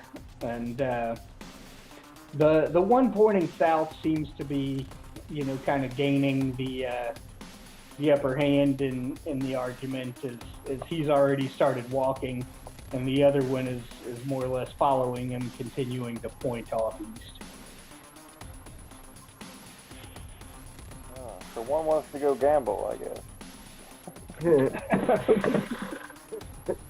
Did not seem like the type of establishment that ogres would be welcome, but yeah, I Well, mean, man, if they got money,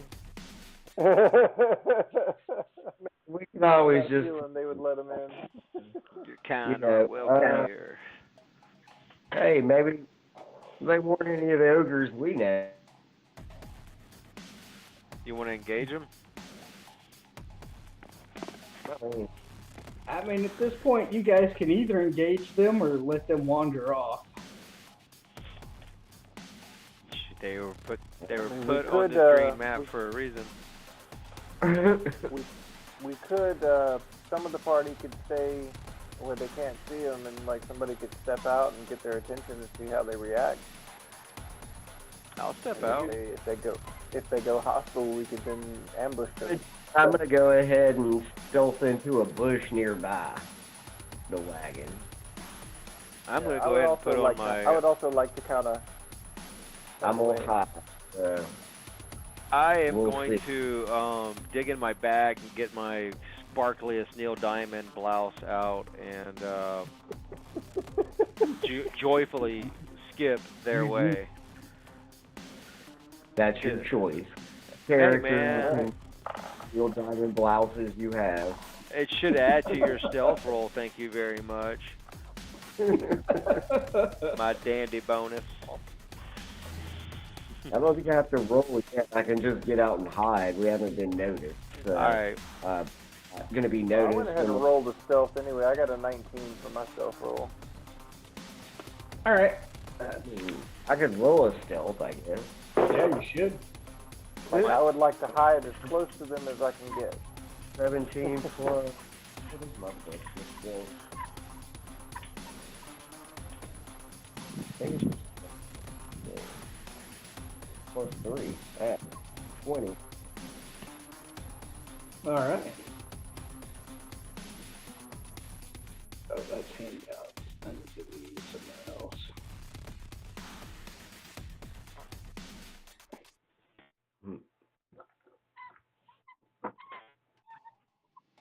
What are you doing, Gary? Are you gonna do something? You're just gonna sit on the wagon while everybody hides. Well, you can't hide the wagons. I mean, shit. I guess somebody's gotta be on Well, it, you right? can give me some soundtrack music. Yeah, act like I was. Those of you that are hiding, yeah, you're definitely not catching their attention. They seem to be pretty focused on each other and the conversation they're having. It's not so much that it seems that one has more of a point than the other, just that the louder one seems to, you know, as he keeps pointing south and walking that way, the other one is more or less just kind of following him and continuing to point to the east. But they look like they're gonna just trudge on by. They didn't look like they were laying an ambush for the road or anything. They seem lost. But it might be part of our party coming to meet us. Well, I think you guys had killed all the ogres that were there we did. previously. Unless they were up, but You guys have got a couple of orcs, a dragon, and some cultists that are there to suck that dragon's dick or whatever. Well, hey there, hi there, ho there. What goes it for you today? You're gonna call out to them. Yeah, why not? Or shouldn't? What do y'all say? Should we just back out of this? Check it out. I'll do this. I'll do a minor illusion of a booming sound 30 feet in front of us. Like I say he steps out, and if they're friendly, you know, then or at least not actively hostile, then we're cool. But if they turn hostile, then we all just jump out and kill them. From a distance, I wave. How about that? He'd be like, "Hey, Derek!" And unless you shout, they don't even notice you waving. Alright, I roll. 2 I can do illusion, and that'll definitely get their attention. do it. Yeah, that's what I was just saying. And you're just like, no, just step out and wave. Well, I was going to try and save you some effort, but nah, apparently some effort must be applied. I can do it all the time. Alright, so boom, you make a loud noise about 30 feet out in front of you. They both turn and look and ready some clubs. They're scanning. Neither one of them seem to like spot you guys. You know, y'all are hidden fairly well. They're looking around, but they look ready for a fight suddenly. They stop in their tracks. They have raised up their shit. You know, they're slapping each other, both pointing at the direction the noise came from, as if the other one hadn't heard it.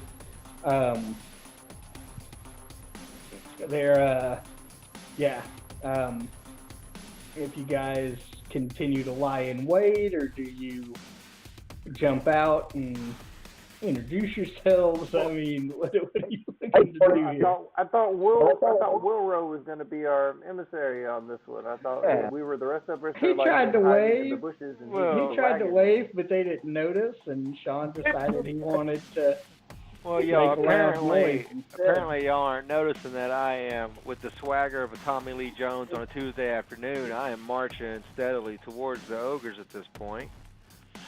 And he's got to be with the wagon too, like the rest of us dashed off into the bushes. I think Gary's at the wagon, and Gary's on the Amanda's on the donkey. Me and Chwack are hiding, and you were trying to wave at him. So. yeah, so I figured if I walked up towards them, if I needed, you guys would jump out and back me up. Correct me if I'm wrong. Yeah, that was the plan. Well, that's what we're doing. I am marching up to the ogres. Okay. And I think Galen's getting his spreadsheet out. So I bet they'll see you looking that way. So, like I'm a Gloomstalker Ranger, man. This is what my character was made for. all right. Yippee yippee. So do we Yeah, need go to, ahead and roll some initiative. roll. all right, guys, y'all ready to kick some ass? I rolled a 1. Y'all go first. Yeah, 3.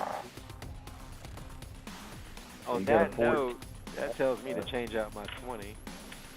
That's going to be a 12.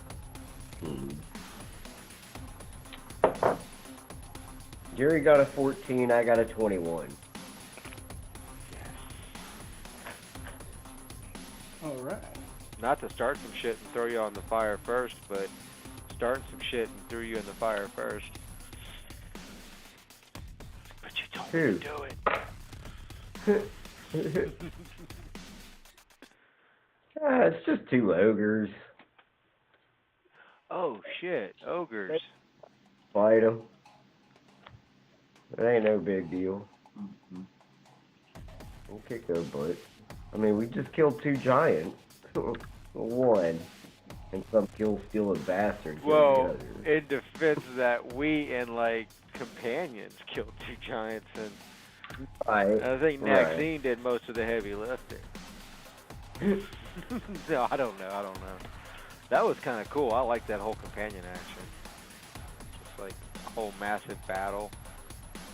Dice flying everywhere. Dice and blood. Lightning bolts. And blood. Definitely fun. That's why we gotta kill these guys. Or most likely. But, yeah, most likely. Unless they're cool. I mean, if they want to go hang out and meet us with our evil army, they can. We got plenty of booze that's not for sale. You know, we've got like a frickin' stockpile. I think we might even have some ogre ale. But we'll see how this plays out.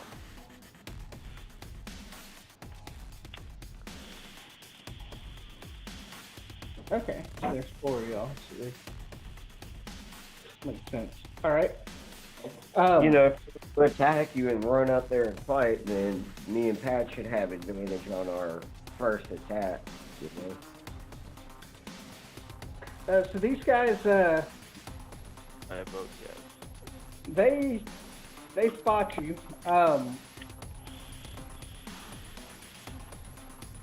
One of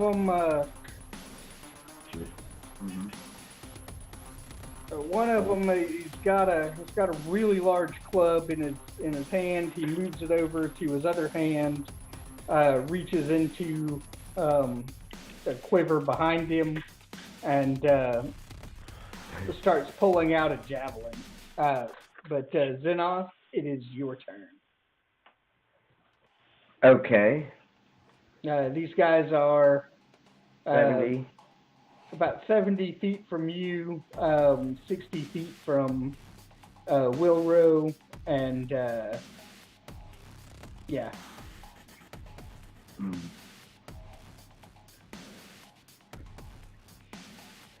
Okay, so he's not attacking yet? He doesn't get to attack?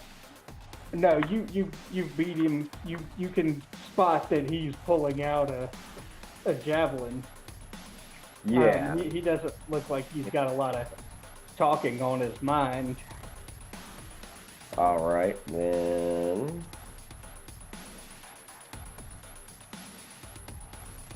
If he doesn't know where I'm at, I'll go ahead and cast Shield of Faith on Mike.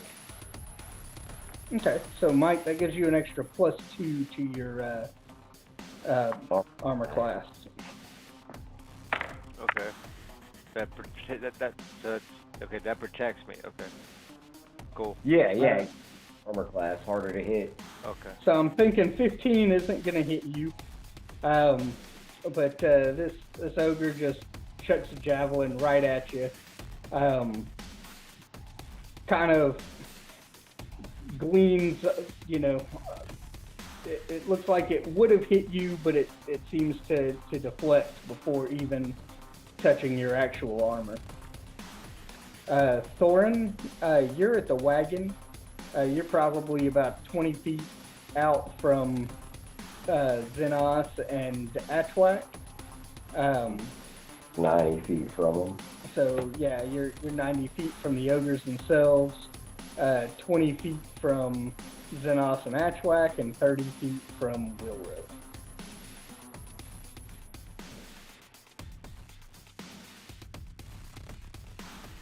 Okay. I'll cast my inspiration on Sean.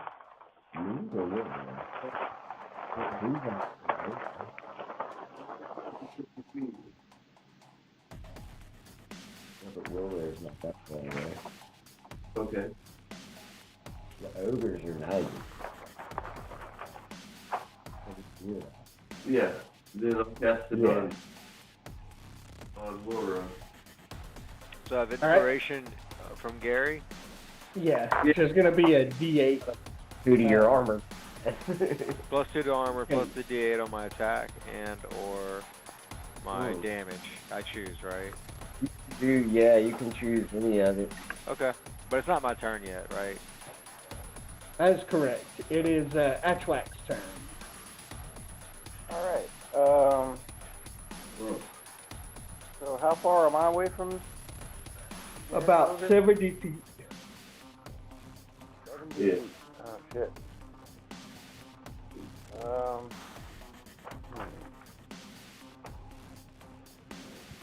Well,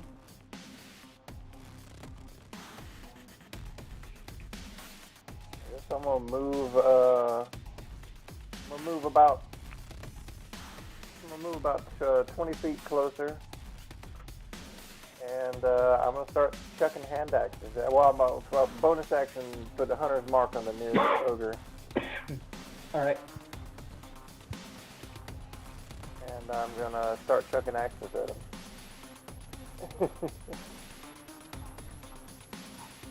Oh, it's way easier.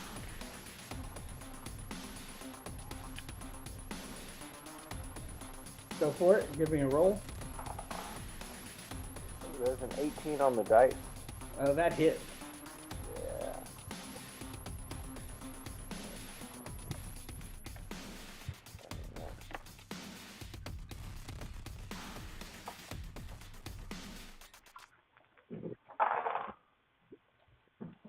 Alright, that is going to be 11 points of damage. Oh, shit. That first one. All right. Second axe coming up. Oh dear. That's only going to be a 9 total. 9 total does not hit. Yeah. And then your bonus ambush attack. That is a 17 total. That hits. Alright. This is the one that has my D8, my extra D8 on it. Correct. Well,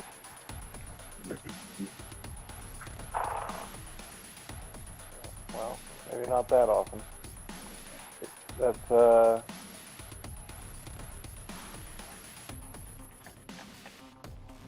to be 10 points of damage total. All right. So he's sticking with a hand axe. I get him back. We'll have that. That's good. So you sticking with the hand axe? Were all three of them hand axes? Was there daggers? That was all 3 hand axes. Okay, so you And, land 2 that's- of the hand I have axes. I have 3 axes. I have 3 axes, and then now I'll be cutting daggers because I got 5 daggers. One of the ogres moves up 40 feet. The second ogre starts kind of moving in. Once he gets 40 feet in, he's about 30 feet away from you. He actually chucks a javelin at you. But this is definitely not a hit. It's like a 11 on his roll, and the javelin just kind of flies wide, and we're now on to Wilro. All right. How am I with? Do you have enough movement to get into melee range? They were about 60 feet. One of them moved up about 40 feet. So the second one that was throwing at Atchwak could be within melee range if you make your 35 movement speed. Okay, so they're not next to each other anymore. No, that's correct. Okay, so yeah, I will make one of them the- is about 40 feet ahead of the other. Okay, I will go ahead and make the movement to the one closest to me. And, Okay, which is about 20 feet away from you. So I still got 15 feet if I need it. Okay. Correct. So this is going to be with my main hand. Swing and roll. 13 plus an 8, so that's a 21. That's got it. You're looking to beat an 11, so Okay. you can roll for damage. Okay. Now, if I want to use inspiration, I have to call it before I roll. So if you want to use inspiration, you can roll and be like, oh man, I've only got like an 8 on the dice. I'll use inspiration to try to hit. Okay. Same when you're doing damage. You Okay. can roll your damage. Once you see the amount of damage on your dice, you can then choose to roll the inspiration. All right. You can also use it to improve your armor class by another 2. Oh, wow. Oh, Or that's by a cool. 1d8, right? I mean, Right. Well, yeah, 8, yeah. So you could get an 8 like I did last week and had an armor class of 26. Oh, wow. Plus the 2 that you gave me. Right. Shit. Okay, well, I'm not using that inspiration just yet because I got a couple more swings, but so I'm going to roll a d8 plus 5 is a total of 8. all right. Main hand again. That's a 17 on the die. Well, that's a hit.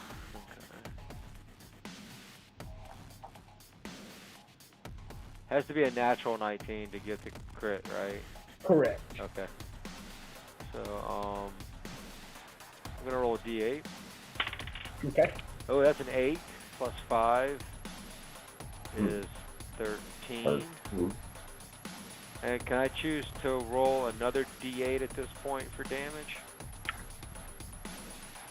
Yes. Okay, to answer that question, how's he looking? Is he just like wobbling with every hit but still standing strong, or I is he mean, starting to sway? he's bleeding, but he's standing strong. He's cut up. Okay, well, I'm gonna roll my second d8, and that's a 6. So an additional 6 damage on top of what you just did. Yeah, Yeah. Okay. and I still have my offhand roll.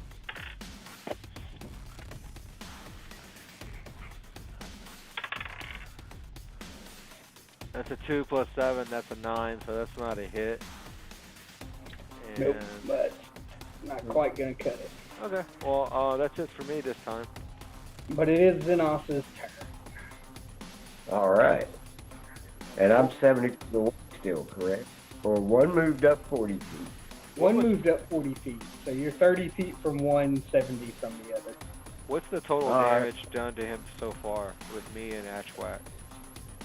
Well, Ashwak did 21 to one of them, and you did 29 to the other. Okay. Well, I want to try this again. I'm going to poison a star from stealth, you know, since they don't know I'm... And would I get advantage or roll, right? If you can stealth up within the throwing range of the... Oh, yeah, because I'm still a little ways out, huh? Like So, 30 well, feet. there's two numbers whenever there's a throwing range. Yeah, It's like a number slash a number. Yeah, so I would just be rolling with disadvantage, with advantage, so I would just still roll one die. Yeah, so if you can't get within 20 feet, then you'd be rolling a single dice because the advantage, disadvantage cancels out. I want to try to sneak up the 10 feet to get within range. Okay, Roll for that, correct? that would be advantage. We roll Okay. for the sneak, you're right, correct. That's what I'm saying. That's what I was going to have to roll for. Yeah. That's just a 12.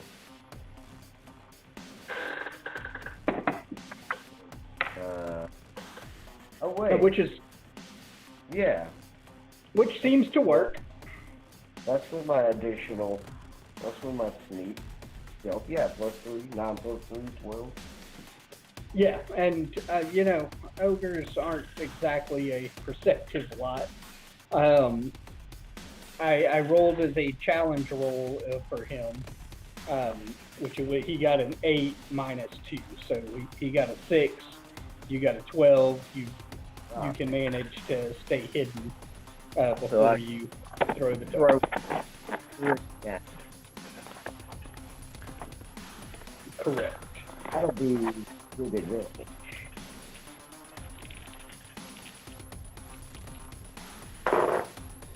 Ooh. A 20 and a 15. I think I'm going to take the 20. Fair enough. So that's 2d4 plus your dexterity.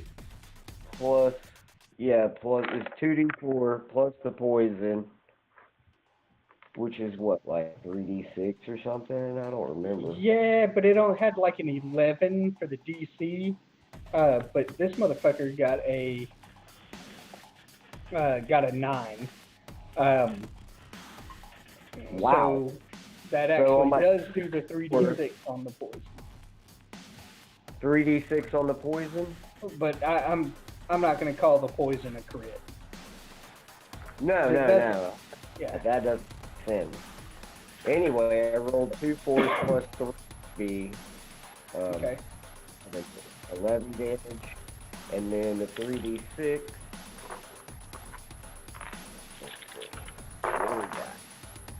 We got a 3, a 3, and a 1. So 7 damage from 4.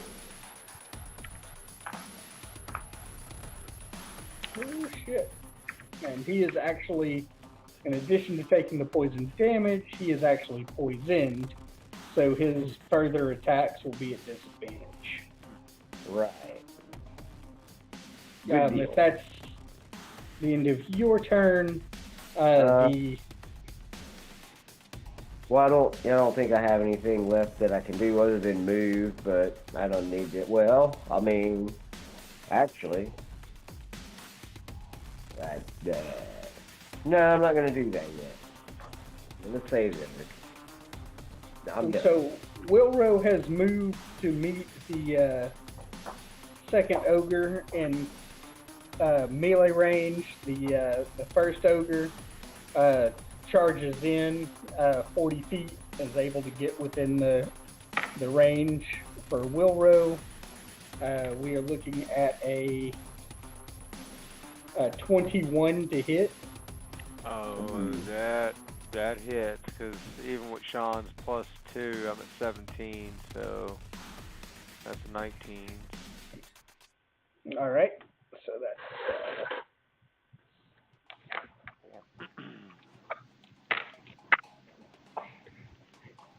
10 plus 4. 14 points of damage. He smacks you pretty good with the great club. All right. Oh wait. Um, That's the wrong guy.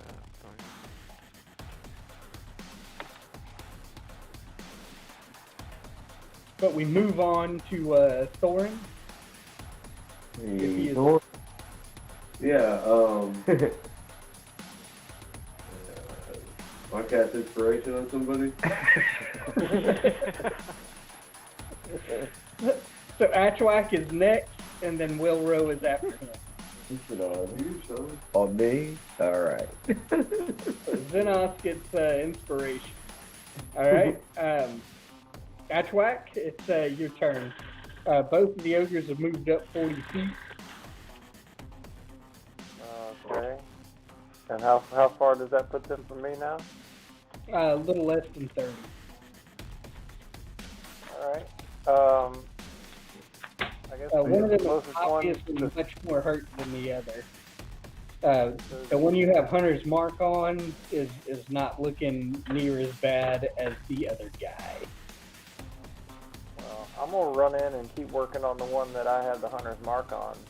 Okay. I'm just gonna get right up on him and start. Well, first I wanna hit him. I just want to start running and start swinging my sword. I'm not gonna try to knock him down because he's a freaking ogre. Fair enough. Stuff like that. So, that is gonna be a 16 to hit. The first one hits for sure. Okay, cool. That is gonna be.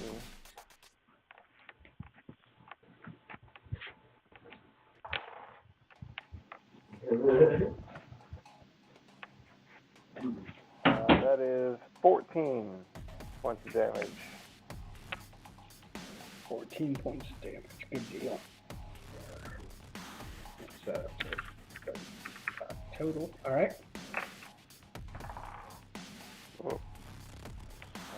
And that is a 15. A 15 is going to hit. Oh, cool. Alright.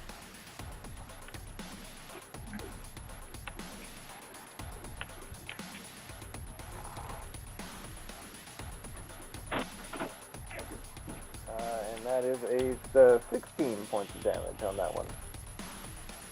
Now he's in like the trash can, right? That's a reasonable.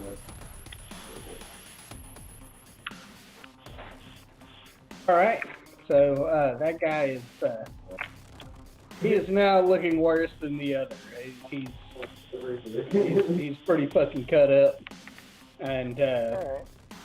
But just for shits and giggles, I want to try to knock him down with my hit it. Go for it. My shield master. That is 13. well, this one bitch rolled a 2 for a total of 6. You have knocked him prone. Good job, Awesome. sir. And so, Oh, actually, Howard, did you roll that at advantage? Because he's large. I don't know. I just rolled a 3, so it doesn't matter. His advantage roll was a 3 plus 4, so 7. So, suck it. So, the other one, Mike's closer to you. He takes a swing. It's a 15 to hit, but it sounds like it isn't going to do it. No. Or no, wait. Yeah, 15 to hit plus 6. That's a 9. So,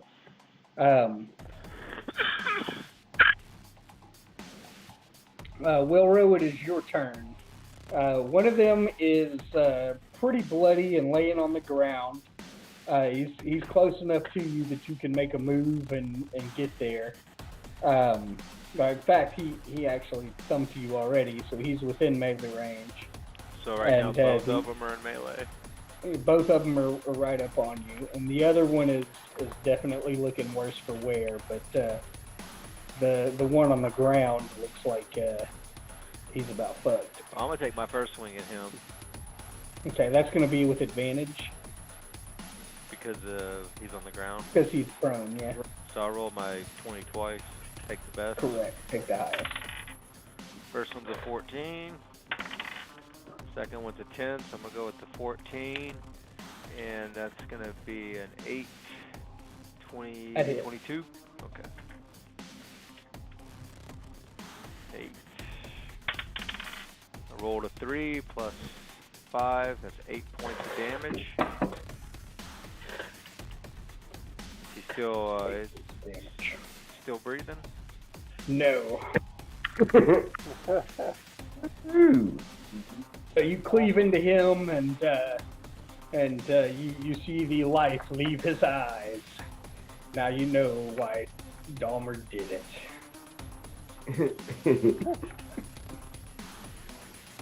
All right, so I turned to the one that I was originally attacking before I was so rudely interrupted by this dead motherfucker.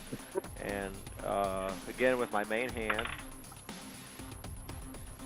I rolled a 16 plus That's 8. got it. Okay. You're looking to beat an 11. All right. Damage roll is 5 plus 5 is 10. Oh shit. Do I need to roll my offhand? You can roll your offhand, and this guy is looking really bad. Okay, so that's a 12, so that's a hit. And that's a D8, which is 6 plus 4, it's another 10. So yeah, you cut him deep, and he falls over with a slump. He is done for. Oh, that's both of them? So that is both the ogres. Ah. Pretty quick work. Loot. You give it a shot, and outside of their half a tree they were using for great clubs, and a couple of they're fairly straight looking branches, but what you would call a javelin versus what they would call a javelin is a little different. They ain't got much of shit on them.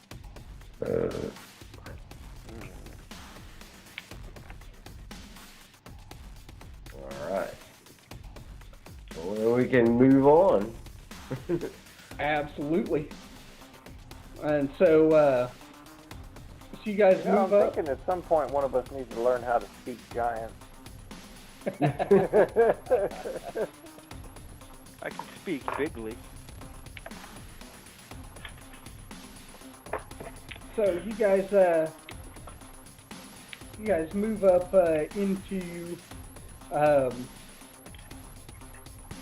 Morburn Shield.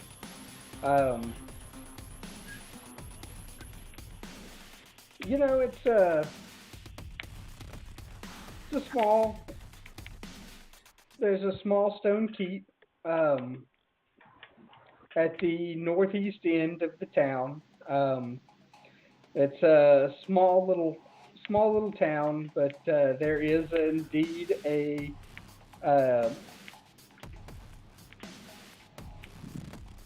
Troll in Flames tavern, and old Justin and Lester bring their shit up and unload in. The Troll in Flames folks are glad to see it. There's several barrels of ale get loaded off in. Each of the barrels do have like the same kind of fancy wheat symbols that you guys have seen before. This is indeed the Golden Brew or the Golden Gulp. They're glad to have it. They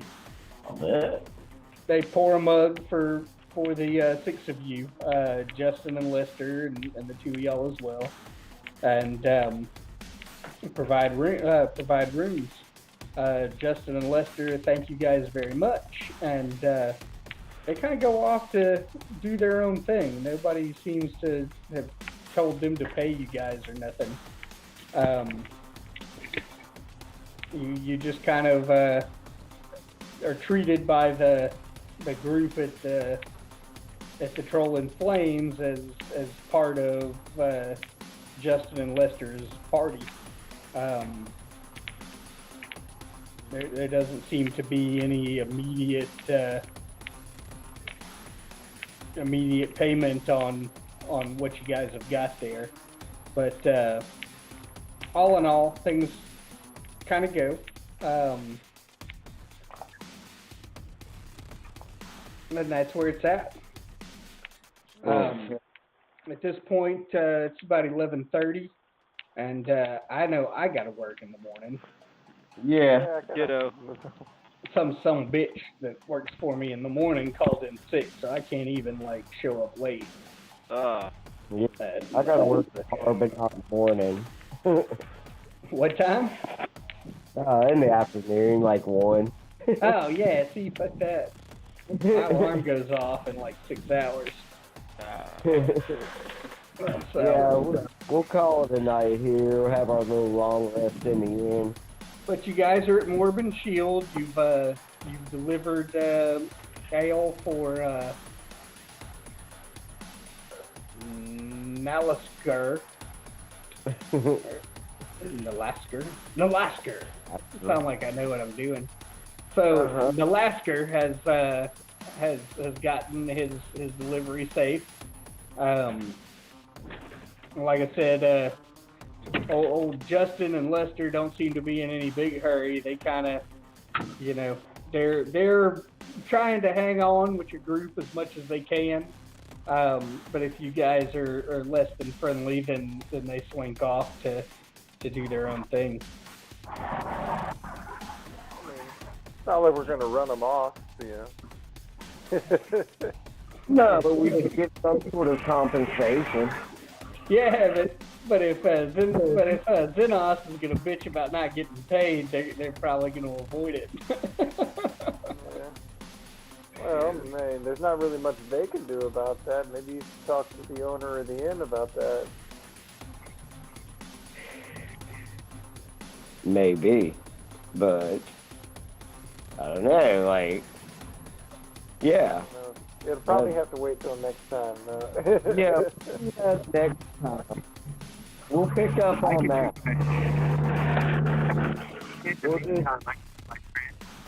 We'll keep our mouths shut and see what they say in the morning.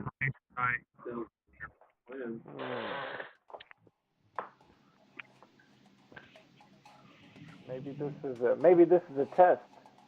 Your organization is going to see how much you complain about not getting paid.